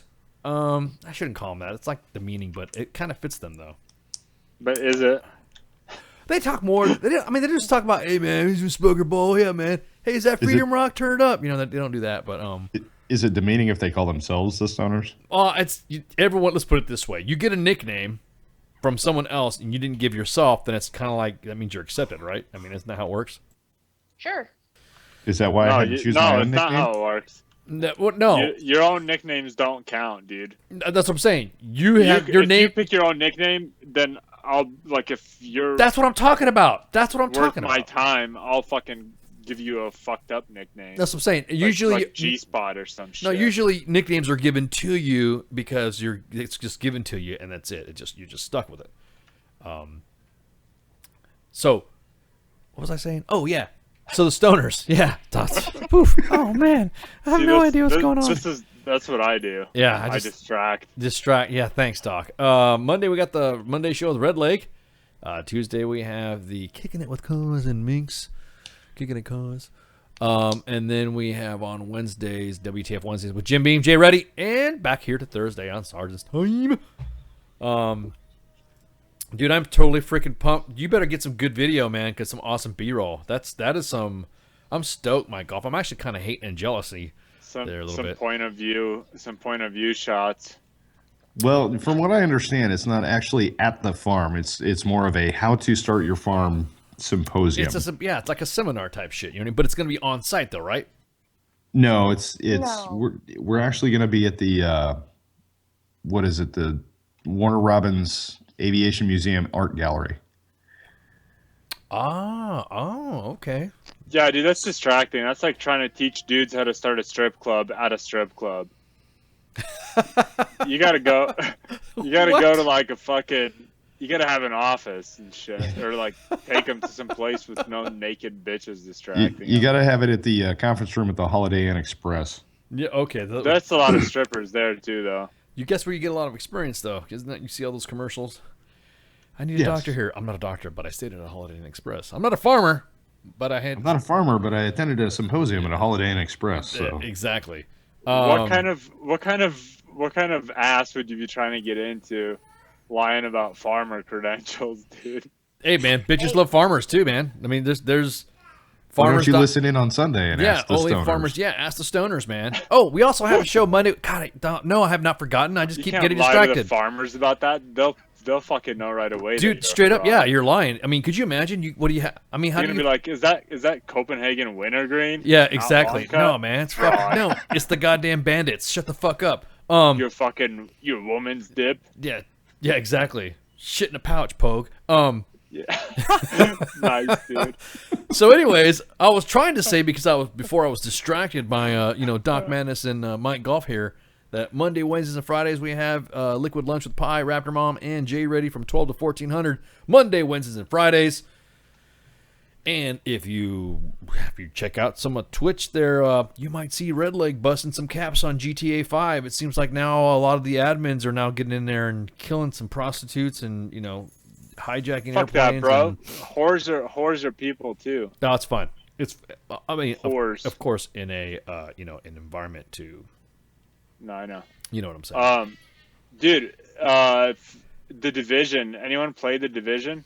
Dude, that game. I saw. There's a survival mode, bro. There just came out a survival mode. I was about to say. Where you're running around trying to fucking scavenge candy bars and kill other dudes that are scavenging candy bars. It's fucking righteous, dude. Yeah. I'm excited. You gotta kill dudes to steal their snivel gear and shit. The only thing I play is GTA, and it's on a PS4, and I'm out in the cold because the rest of y'all play it on Xbox One. Well, look, I'm like the worst Asian. I can't play video games. If I gotta walk a person, he's gonna stand there looking like he's having convulsions or some shit. So, y'all have lost me on that one. No, I got it for my kid, like for the computer, and he was playing Rainbow Six Siege before. Oh yeah, that's right. And then there's like a huge fucking downloadable like new patch that came out for Siege, so he couldn't fucking play while that was downloading, and I only get him like for a couple days of the week. So I got him this other game while he was like waiting and shit, and it's pretty fucking sweet, man. Like sick graphics, fucking good killing, fucking graphics. Yeah. You don't have a whole lot of time to play video games when you're trying to farm. Just saying. Well, I'm not trying to farm. I'm not trying to farm. I'm not trying to farm. I was just saying that it's got me inspired. I want to go out and go in my backyard, tear it up, and throw a little garden out there, to try it out. It's that's cool. You want to laugh? You want to laugh? I'm gonna kill dudes for their snivel gear in a video game. Go ahead. You want to laugh? I lied. I don't only play GTA. I also play Farming Simulator. Jesus, whatever, dude. For real, you really killing dudes for snivel gear on that? It's like, no. How do farmers? Give me your polypros, bitch. Your polypros. Farming Simulator. I swear to God. Yo, dog, I ganked that Gore-Tex. I'm farming polypros. Yeah. Farmer Field 1. Off of dead gangsters. Yeah. hop on my New Holland and go plow a field and plant corn and then harvest it and sell it. Exactly. That's the whole game. Yep. Infinity Ward presents Farm of Duty. Jesus, dude. You got like fucking Billy Bob jerking off to it. How do you measure? I'm saying, you got the fucking Asians making anime porn versions of it. Yeah. Wait, where'd she go? Fuck. Hey, 6 Jane, where'd you go, man? Where'd you go? Hello, 6 Jane, why'd you leave? Yeah, hello. No. She is Chinese. No, she's Asian, bro. You didn't see her picture? That's what I said. No, I don't know. I don't know who she is. I don't know of what Asianality she is, but she says she's Asian. Well, so. Chinese. I don't know. I think she hung up on Doc after the anime comment. Yeah, I'm about to say, man. You don't know what kind of Chinese, but Oh, Rook, I don't know what she probably would have been able to delineate that for us, but she hung up so abruptly. So I'm sorry about that. We didn't mean to upset you, 6 Jane. We were just asking. Shit. But how do farmers? You know how you guys got keeping up with the Joneses and shit. Yeah. So what do you farmers do then to? What do you farmers, man? You fucking farm out of a goddamn apartment complex. What am I asking you? I have lofty goals. Nothing wrong with that. I'm saving money. Nothing wrong with that, man. I'm just breaking balls. But how do you measure, like, you know what I'm saying? With guys with gun porn and shit like that. How do you measure greatness? Yeah. How does you can't measure a man by the size of his crop or something like that, or how does that? Or is it just a matter of doing it? Yeah. Is it just a measure of doing it? Is that the gratification of it, or what? The measure of a man is a guy who plants a tree knowing he'll never stand in its shade. Ooh, deep thoughts with Mike Goff. I like that, man. That's like it reminded me of I think it's Corinthians, right? The thing about love. There's like the famous thing about love, the one that's like quoted by everyone. It's like love is patient, love is kind, but it's like it basically is like don't expect any, like it's not love until you truly do not expect anything back. Right, exactly. Huh? You're trying to get everybody down before fucking Valentine's Day? What was that again? You don't want to get no love back? What was that? Say that again? No, bro, it's not about that. It's not true love unless you don't expect anything in return. Yeah, when you're doing it because like, oh, I'm gonna buy this bitch some flowers so I could get my dick sucked. I mean, that's like fucking infantry 101. Is that 18 to 20-year-old whale hunt love? That's prostitution. I was about to say it's kind of like tomato potato. Isn't it like dating or something like that? Oh God! So you're talking. What were you? So what was the thing about love again? You were saying if love is patient, love is kind. It's not envy. It does not boast, and it's not proud. Is that what you're talking about? Yeah, that one. Yeah, and it's not. You've been married enough times. You should have that shit memorized. That's what I said. It just came off the top of my head. It's like the ubiquitous fucking wedding card. It is. It is. It's the hallmark fucking every bitch loves type shit. I give all love cards. If I give all I possess to the poor and they exalt to the surrender of my mind and not love, then I gain nothing. Love is patient, love is kind, love does not. Chill out, Gandhi. reload in front Sorry, of your face. let me refresh. Sorry, we're getting all philosophical and stuff. I like being philosophical. But yeah, you're right. So it's not rude, it's not self-seeking either, and it's not easily angered. And it keeps that's what I mean. And it like, keeps it's no not accounts of wrong. self-seeking. That's the part that I was like kind of referring to. You're like, exactly. You're just doing it like the reason that you do it, the pleasure that you get from it, is to fucking the other person's pleasure. That's what gives you the happiness from it. And believe it or not, man, like I don't think it really matters like who you're doing it for, really. Granted, like yeah, for my kid, I would fucking do anything. Like, you know what I mean? It's different. Well, that just sums up John Jackson and Comfort Farms. They're done it. Yeah, no, that's why I really, he's not looking for anything in return. I really fucking can relate to what he's saying. You know what I mean? With what we have at the Facebook page. Yep. That's definitely relatable. No, it is for he today that sheds his blood with me shall be my brother. It's actually taken from a line from Shakespeare of Band of Brothers, that one term. So, deep thoughts with ice.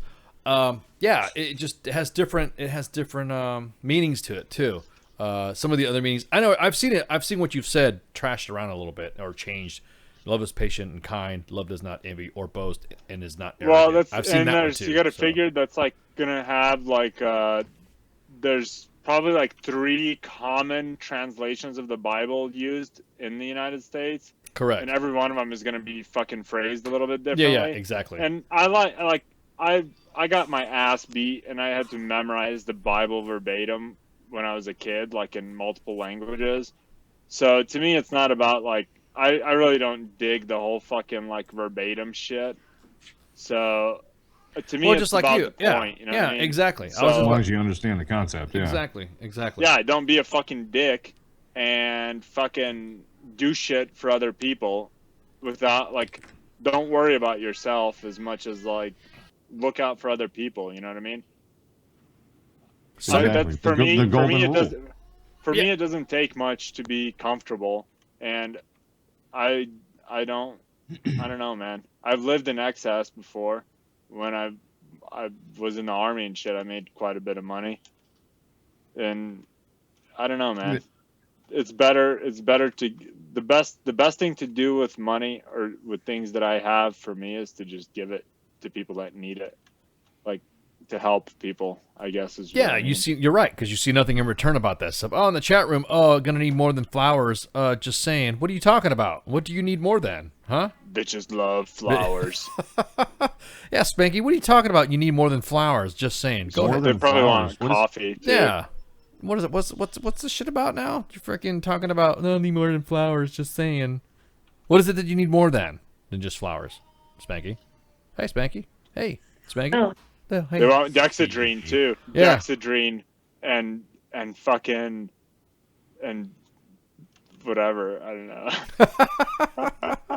So you're saying in the chat that you need more than flowers, just saying for love, or what was that? Because we were being all philosophical and quoteth the thous of the Bibleth type stuff. We're getting all deep. We're not talking about. Well, you said Corinthians, so I got to talk about Corinthians. Love for money, whatever. You were talking about balance. Prostitution. Yeah. Well, so is technically employment then. Oh, so Spanky said you got to feed her, and that's more than just flowers. So wait, she's not a vegetarian. So she's not about to say. So you don't know how to operate a kitchen or something like that? Is that on your 348? Y'all really want to get me started. Well, I'm just asking because I'm gonna need more than just flowers. You're gonna have to cook for me. Well, actually, no. You don't have to cook for me. You don't cook flowers, dude. Yeah. You know how fucking. You know that would ruin it. That would ruin the fucking. No, let her talk. So what do you got? So what do you got to say? So go ahead. Who cooks a salad? That's Russian shit. Go ahead, Spanky. Go ahead. Doc Mac. Go explain to Doc Mattis what you're talking about. seriously, it's all about that. It's a give and take. I'll cook all the food that's in the kitchen, but you buy the food that goes in the kitchen. It's a give and take if we're going to be a couple. Oh, there you go. Okay. See, you're about ready to get hung up on and shit and get counseled later. Fuck yeah. No, I was about to say, man, that's right. Yep. Give and That is awesome. Yeah. See, there you go. You're right. Give and take. I'm giving you the food for you to take it to cook it. That's what you're doing, right? Yeah, So- exactly. I'll cook it all. If not, if you want something from me, like I said, if it's a relationship, if it's a couple type thing, it's all give and take. Everybody has to have their roles. Like when it comes to relationships like that. Fuck That's why yeah! I'm- Oh my! Oh, so glad you're talking about. now? No, you got the roles. That's right. That's what I'm talking about. Now that it's getting close to fucking Valentine's Day. Hell yeah! Oh hell yeah! As Mink says. I can see this going south really fast. Why? Yeah, I want fucking flowers. What are you too. talking about? Fuck Why do you Valentine's say this is gonna go fast? Go downhill fast? What do you mean? It's going to go downhill fast. You got your rolls. Your rolls in the kitchen. Make me a sandwich. That might not be every couple's role. Like every couple can make their own roles. Well, yeah, dude. If So- they're yeah, if what they're if you don't like rolls? yeah, exactly. Tacos, exactly, and guacamole too. Hell yeah. Like I said, And ball gags and gimp masks. And handcuffs and ropes. But my Just point. remove the doorknobs. And remove the doorknobs, exactly. So, but what I'm What's saying, up with the doorknobs? Hold on, I missed something. you were not paying attention to the fucking lines earlier, or you missed movement or some shit. I'm retarded, bro. Matt Damon. Six Jane was saying that she had to stay in a hotel when she went to go visit Comfort Farms, and it was a really seedy hotel, and they didn't have doorknobs on the inside of her door. She was locked in a room. Yeah, don't Georgia me, bro. Wow, dude, that's like, yeah, I was just literally gonna say Georgia, dude. Like country, not state. That's why I live on the other side of the river. Bro, I got my shit fucking tossed. Not like a salad, but like my fucking shit tossed each time that I went to fucking Georgia. And I'm fucking flying through there with an official passport just because my fucking place of birth is not in America. You know what I mean? Oh man, we're talking about Georgia country as in country, like dear country. No, Not, I'm talking not about the country. Georgia, the fucking We're not talking about. president of Georgia eating his tie on international Oh fucking my god. television, Georgia. You're talking about the international Georgia, in Tbilisi, where we set up, stuff, and then Yeah. the Russians came and took it, and we're riding around in our Humvees. And That's why I said Georgia, the country. Yeah. He was talking about Georgia country as in dear, not fucking Georgia the in Europe type shit. Never mind. I'm talking Atlanta, Georgia. Yeah, we're talking about. I'm talking about Tbilisi. Yeah, you're talking exactly. I know what you're talking about. Okay. You're talking about the Ishvinya he's talking about is the one that's on a fucking farm, dude, not the ones on the streets. You know what I mean? Right, gotcha. Yep. So, okay, so touche, buddy, touche. So let's go back to this roll thing that you were talking about now, Smaggy. So the roll thing for Thanksgiving. So you're gonna give some Thanksgiving tips? Is that what you're saying? Well, for Thanksgiving. No. I'm sorry, for Valentine's Day. Yeah, that too. Yeah, for fucking. You better cook me some fucking Thanksgiving too, bitch. Wow. I'm sorry. But like I said, Let's see how this works out for him, Cotton. should I allow you to have the knives? I don't know.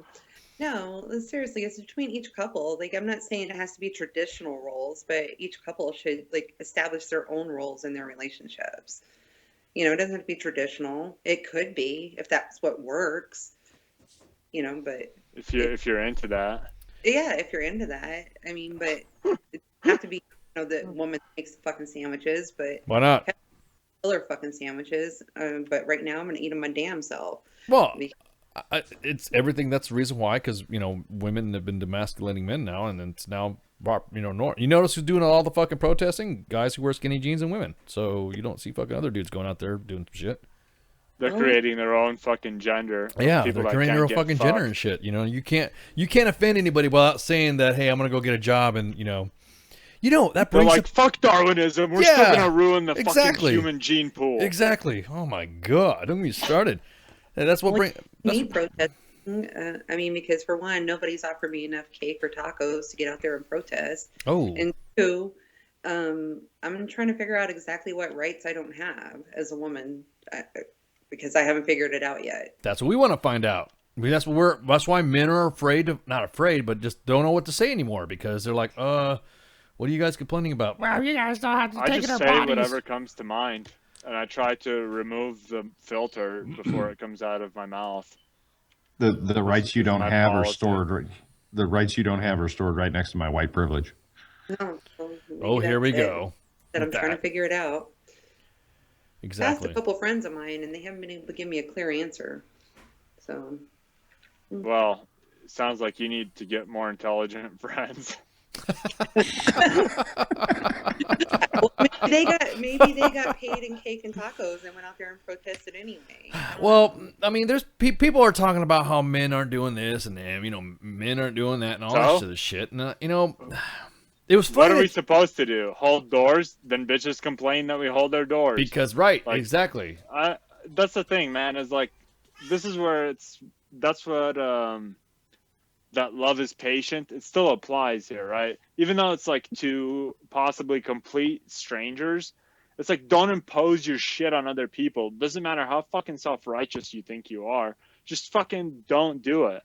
Like, if you're gonna exercise control, do it on yourself. You know, and I guarantee you, this lifetime is not enough time for you to fully master controlling yourself, to let alone go out and try to fucking control other people. And that is where the true happiness will come from. And if you are happy, because we can't always be happy, but in the times that we're happy, that in turn makes others around us fucking happy and shit too. Gonna get off the pedestal. No. I like that you've never gotten that deep with the pedestal stuff. You know what I mean? This is awesome. Go ahead, continue. No, Doc presents Gandhi. Exactly.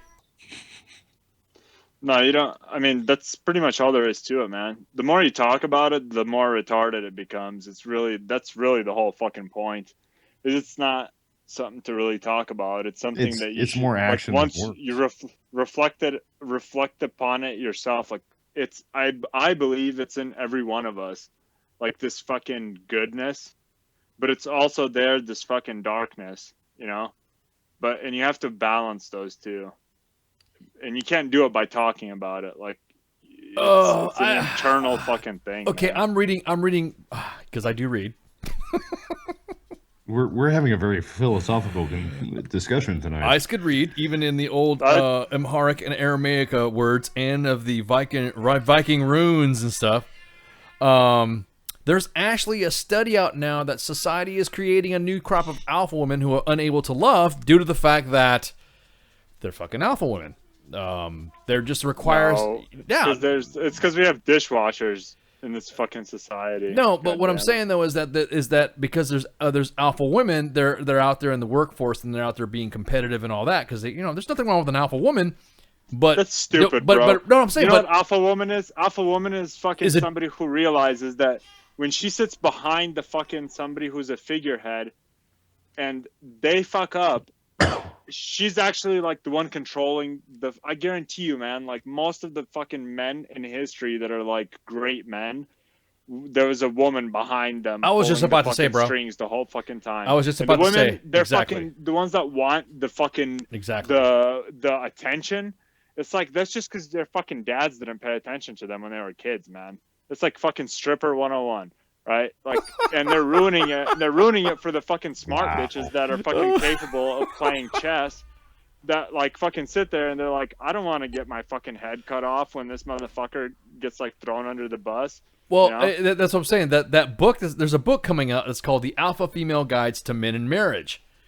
And it actually says specifically that every relationship requires a masculine and a feminine energy to thrive. If women want to find peace with men, they must find their feminine. That is where their real power lies, which is true. Go to gay clubs. Be a fucking woman. If you don't like the fucking shit, go find a bottom. Yeah. What? Oh man, I That's love what it. they're Well, called. you're not wrong. Well, I'm just saying. It just they're. I don't understand how come these guys. How come I'm rolling through 5 different divorces? Well, is your name Ice? No, because then you're stop being an alpha fucking male. straight dudes in the ass. Yeah. That don't like it. Yeah, exactly. Oh, hey Carly in Facebook live chat. What are you saying is retarded? Who said retarded? I'm pretty sure the word retarded is very unprofessional, as well as everything this dude is saying. I certainly hope he is not in my army. Oh my god! Did you Hold just on. Somebody there? mentioned something about me mentioning. Who said retarded? Because I think there's 3 of us in here, and I think all of us said retarded. Didn't we all say retarded? Or who said retarded? Well, about as retarded I'll defend it. I'm diagnosed retarded. Well, is there like fucking? So if whoever wants to fucking like splice words can go get their fucking DSM, their fucking goddamn like insurance company fucking Bible, and go fuck themselves. See if your dick touches your ass. And I can also do potato. I was I'm kind of like thinking, wow, really? That's not one of those things where here at WTFNationRadio.com and US Army WTF Moments, we have the host and they do not reflect anything that's opinion said by what the host. Wait, hang on, that what Cause said or something like that? Something where Cause said anything stated on www. Everything stated on WTF Nation Radio is to be considered the opinion of the person that stated it, and not an official representation of WTF Nation Radio or US Army WTF We're not doing Moments. it to offend people. It's the fucking common term that people that aren't fucking degenerates that goddamn fucking sit there and bitch, whine, and fucking mope about these little fucking misuses of words that fucking give the words more fucking power than the word should ever fucking have. You become a fucking slave to it, and that's the fucking kind of reason that is like driving this fucking society into a I don't fucking disagree. Yeah, I don't shithole, dude. I don't disagree with you, especially in the profession of arms. When you have the weaponized autists that you were discussing earlier, I don't. People forget to realize that once you start sensitizing our military, and you start making it like it's not fucking corporate, is what I'm saying. We're fucked when you start doing that. Exactly. You start, well, or you're the Air Force. So what you don't do is fucking say that. Proper fucked. Yeah. This is not the way. Yeah, Semper Fi, brother. Hey, keep up the good work. You damn right. Thanks a lot, Ron, in the Facebook live chat. That you desensitize the soldiers to become sensitive to things. That's when you hesitate at the moment of truth, when the enemy is about ready to bear down on you or your teammates, and you fail because you want to be sensitive because you think that individual should not be called mentally hilarious, as another person would say, or goofy is what my German background says, or retarded, eater, or retarded, straight up. And if it offends you, like you are saying, well, this is Sergeant's Time. Sergeant's Time is the voice of U.S. Army WTF Moments active duty portion of it. And hold on, we're not talking about... Dude, no. If it offends you, go the fuck away. Yeah, exactly. And we're not talking about the mentally disabled. I'm not putting you into a fucking 4x4x4 fucking white room with fucking like me saying retarded over and over and over again for fucking like 8 hours fucking straight while you're sleep deprived and food deprived. Retarded. Like, get over it. Retarded. We're not talking about people that have Down syndrome or dyslexia or some, because that's some serious mental disability. Because that's what it's called. I am. That's what it's retarded called. No, but that's I what have it's a mental called. disability and I am retarded. When you say retarded, you are saying So what like do you you're mean being by dumb retarded? or whatever. You know what I mean? Yeah. You're being stupid. You're being whatever. If you say It's absurd. you have Down syndrome, then guess what? You have Down syndrome. Don't give the words power, man. Yeah. Like, that's the thing. Don't be scared of the words. That's the fucking that spreads the fucking hate cycle, dude. Like, bigger than shit, that spreads the hate cycle. I know it sounds like we're being fucking provocative dicks, and that's actually like my forte, but I'm gonna be real for a moment right now, and I'm fucking very, very, like, I put a lot of thought into this, and I'm not that, I do have mental disabilities, but I'm not IQ retarded, okay? And I think it's very, very wrong for us to give power to the words, man, like that, where we're afraid to fucking use them. It's a bad direction for society to go into, I think. It is. You need your safe space on Facebook. Yeah. God. Whatever. Too many F words. Yeah. Too many F bombs and retards. Well, then go to watch The View. Yeah, you'd be better off watching The View than listening to us. Oh my god, I love it. Shit in a bag, Pogue. It's like clock, clock, clock, clock, clock, clock, clock. Oh man. The Yeah, chicken started exploding. you came to the wrong place to try and spread your politically correct bullshit here. It's the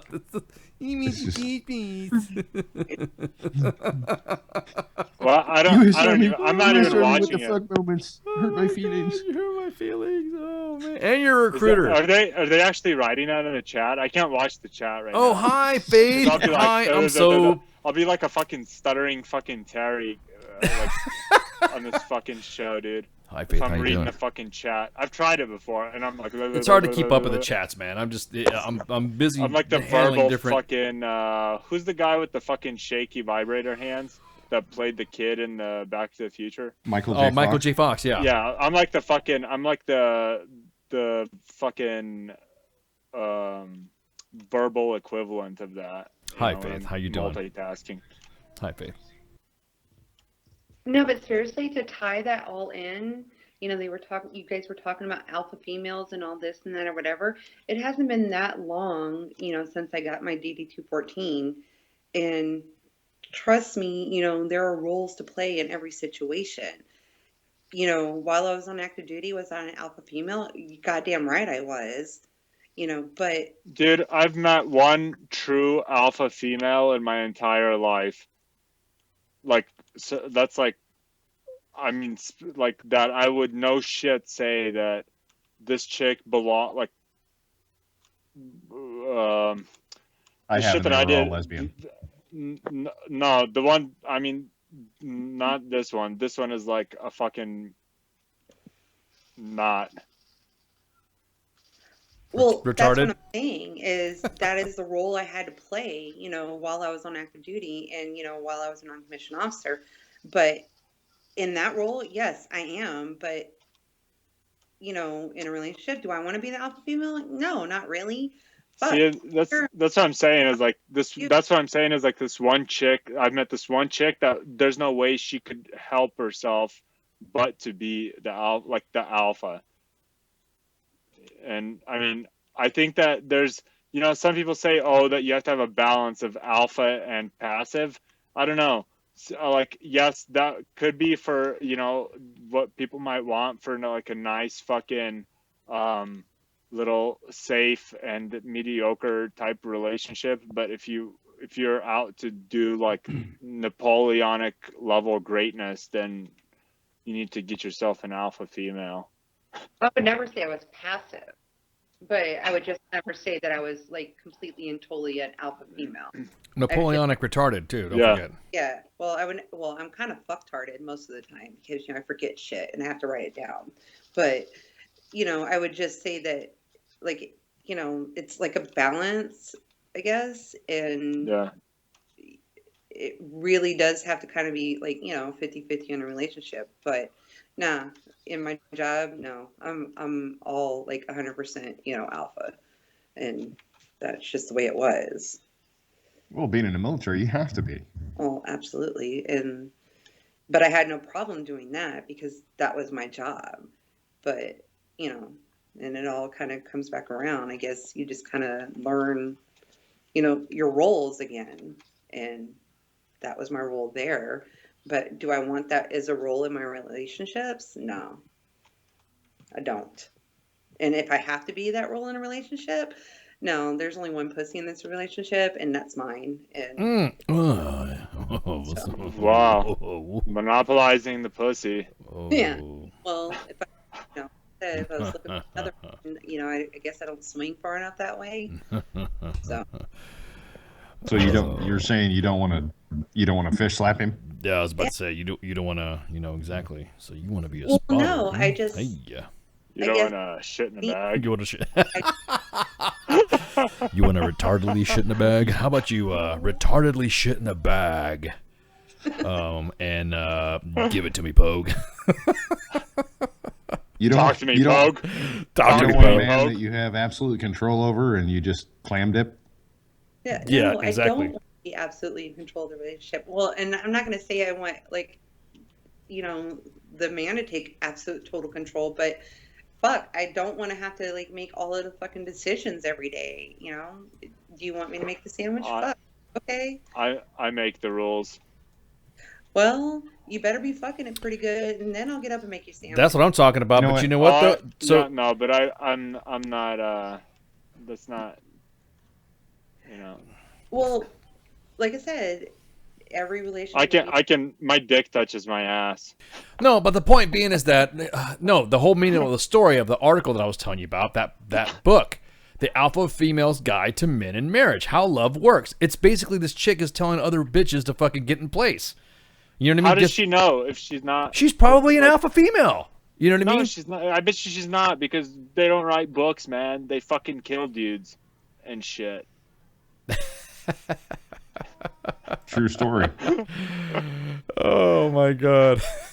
You know what? My wife said she wanted a cat, but I'm the man in this house, so we got a cat. I mean, there's certain things that you got to do to in a relationship when you want to be like that. If you want, but I'm sorry, if you're a man, you're a man. That's it. There's no division of duties in that shit. How come there's no fucking? How come women shouldn't wear a watch? Because there's a goddamn clock on the fucking stove. How's that? Do you want me to get like that? No, I'm not saying that. No. I'm just saying. We're not asking for that shit. Exactly. It's all jokes, but it's compromise and teamwork. Exactly, man. There's no defined roles other than the roles you define within your relationship. Exactly. And if you fucking keep saying that you're going to get offended or something like that because of what a woman's role is or what a man's role is, then you're not comfortable in your womanhood. You know what I mean? Yeah, your fucking father didn't pay attention to you when you were a child. Exactly. And people are not going to respect that me socket. This is like I'm not fucking around right now, though. All right, go ahead. So it's very interesting. You made me actually think of something when you said the people define their roles. The biggest problem in like marital conflicts is that these roles have never been defined. The people come in with their own expectations of like what they grew up in with their family and what the other person grew up in within their family. Lack of communication, dudes. That's like the biggest fucking killer. And then you have these feminists that are on the outside trying to tell a couple what their rules are. Like that's what I was gonna say. Like it's probably some fucking goddamn like hairy ass fucking like goddamn granola ass fucking sweaty monkey bitch that wrote that I'm an alpha fucking female. A tree hugging, dirt worshiping bunny fucker. If they cut off one head, two more shall take its place. It's like bestiality doesn't count. Oh my god, Carly in the fucking Facebook Live comments, relax. Jesus Christ, I'm pretty sure I just went back in time machine, back to the 60s. Pretty sure you couldn't make a fucking time machine. Oh my god. We haven't fucking developed particle physics to that fucking level yet. Oh dude. Shit. Fucking over it, man. I hope you're not in this army. Fucking we don't even know what makes light move. Oh my god. We haven't even fucking figured out an intelligent way to ask that fucking question as a species. Carly, when you write my NCOAR, then I'll take your opinions to heart. But I have a DD-214, so fuck off. Oh man, I don't. And so and I never fucking really thought much of those regulations and things. That's funny. I'm pretty sure I just went back for the 1960s. Oh man. Oh, this is fucking funny. Oh wait, hang on. Things that will change the world for the better. For instance, here is a monkey with 4 asses. That's the sound. That's the fucking sound that is coming out of Carly's mouth right now when we're talking and shit. She gets pissed off. She goes. Rabble, rabble, rabble, rabble. Yeah, exactly. Oh yeah, dude. Fuck yeah. That's totally it.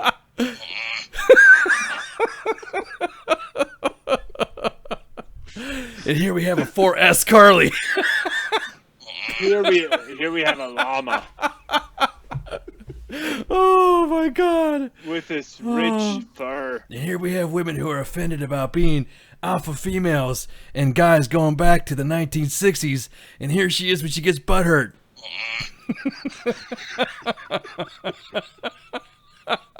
On this episode of WTF, The Walking Snatch. Oh my god. Oh man.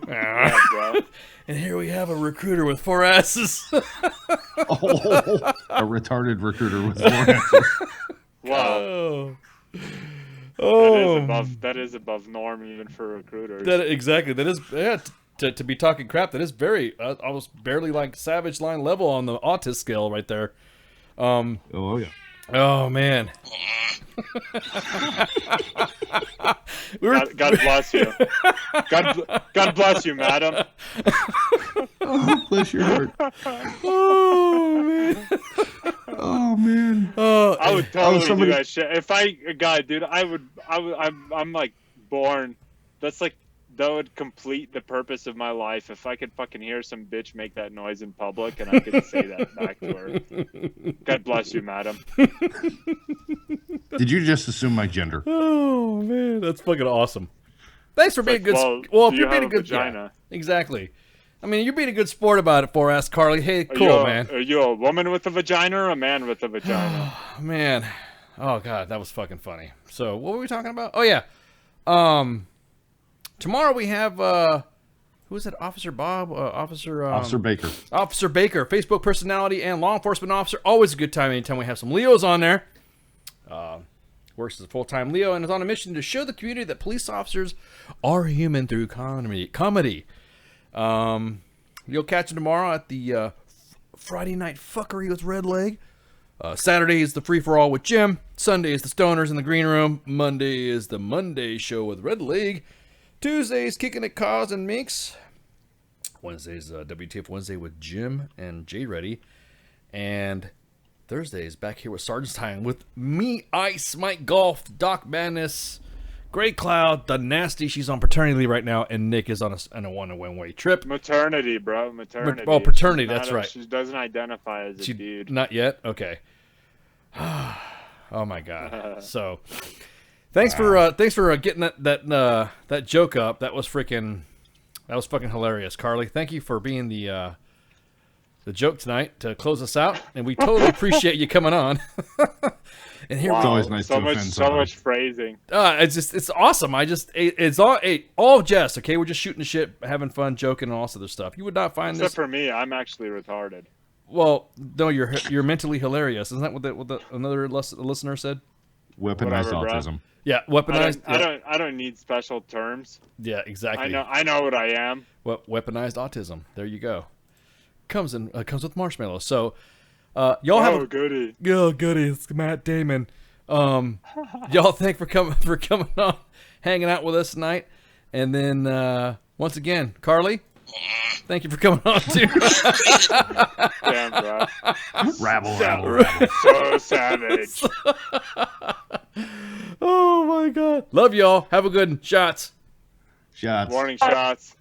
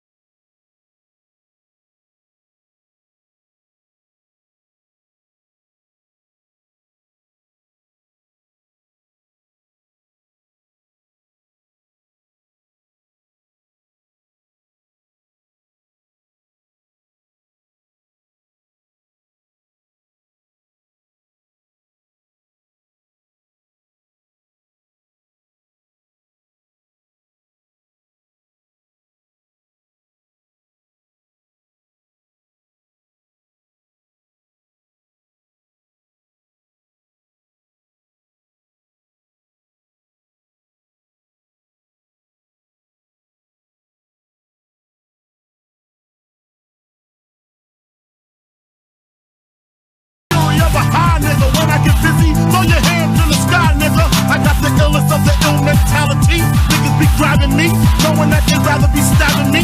All up in my back, trying to take my trap. When I used to sell crack, I ain't had problems like that.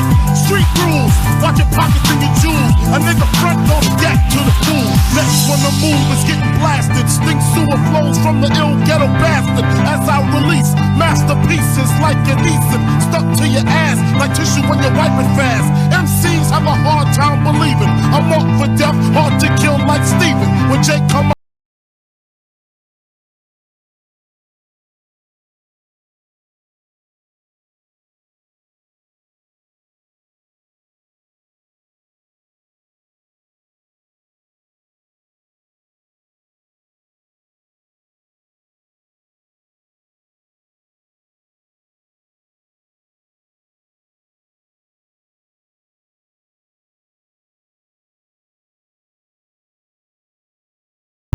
The bitches, they love visuals. WTF Nation Radio is in the house.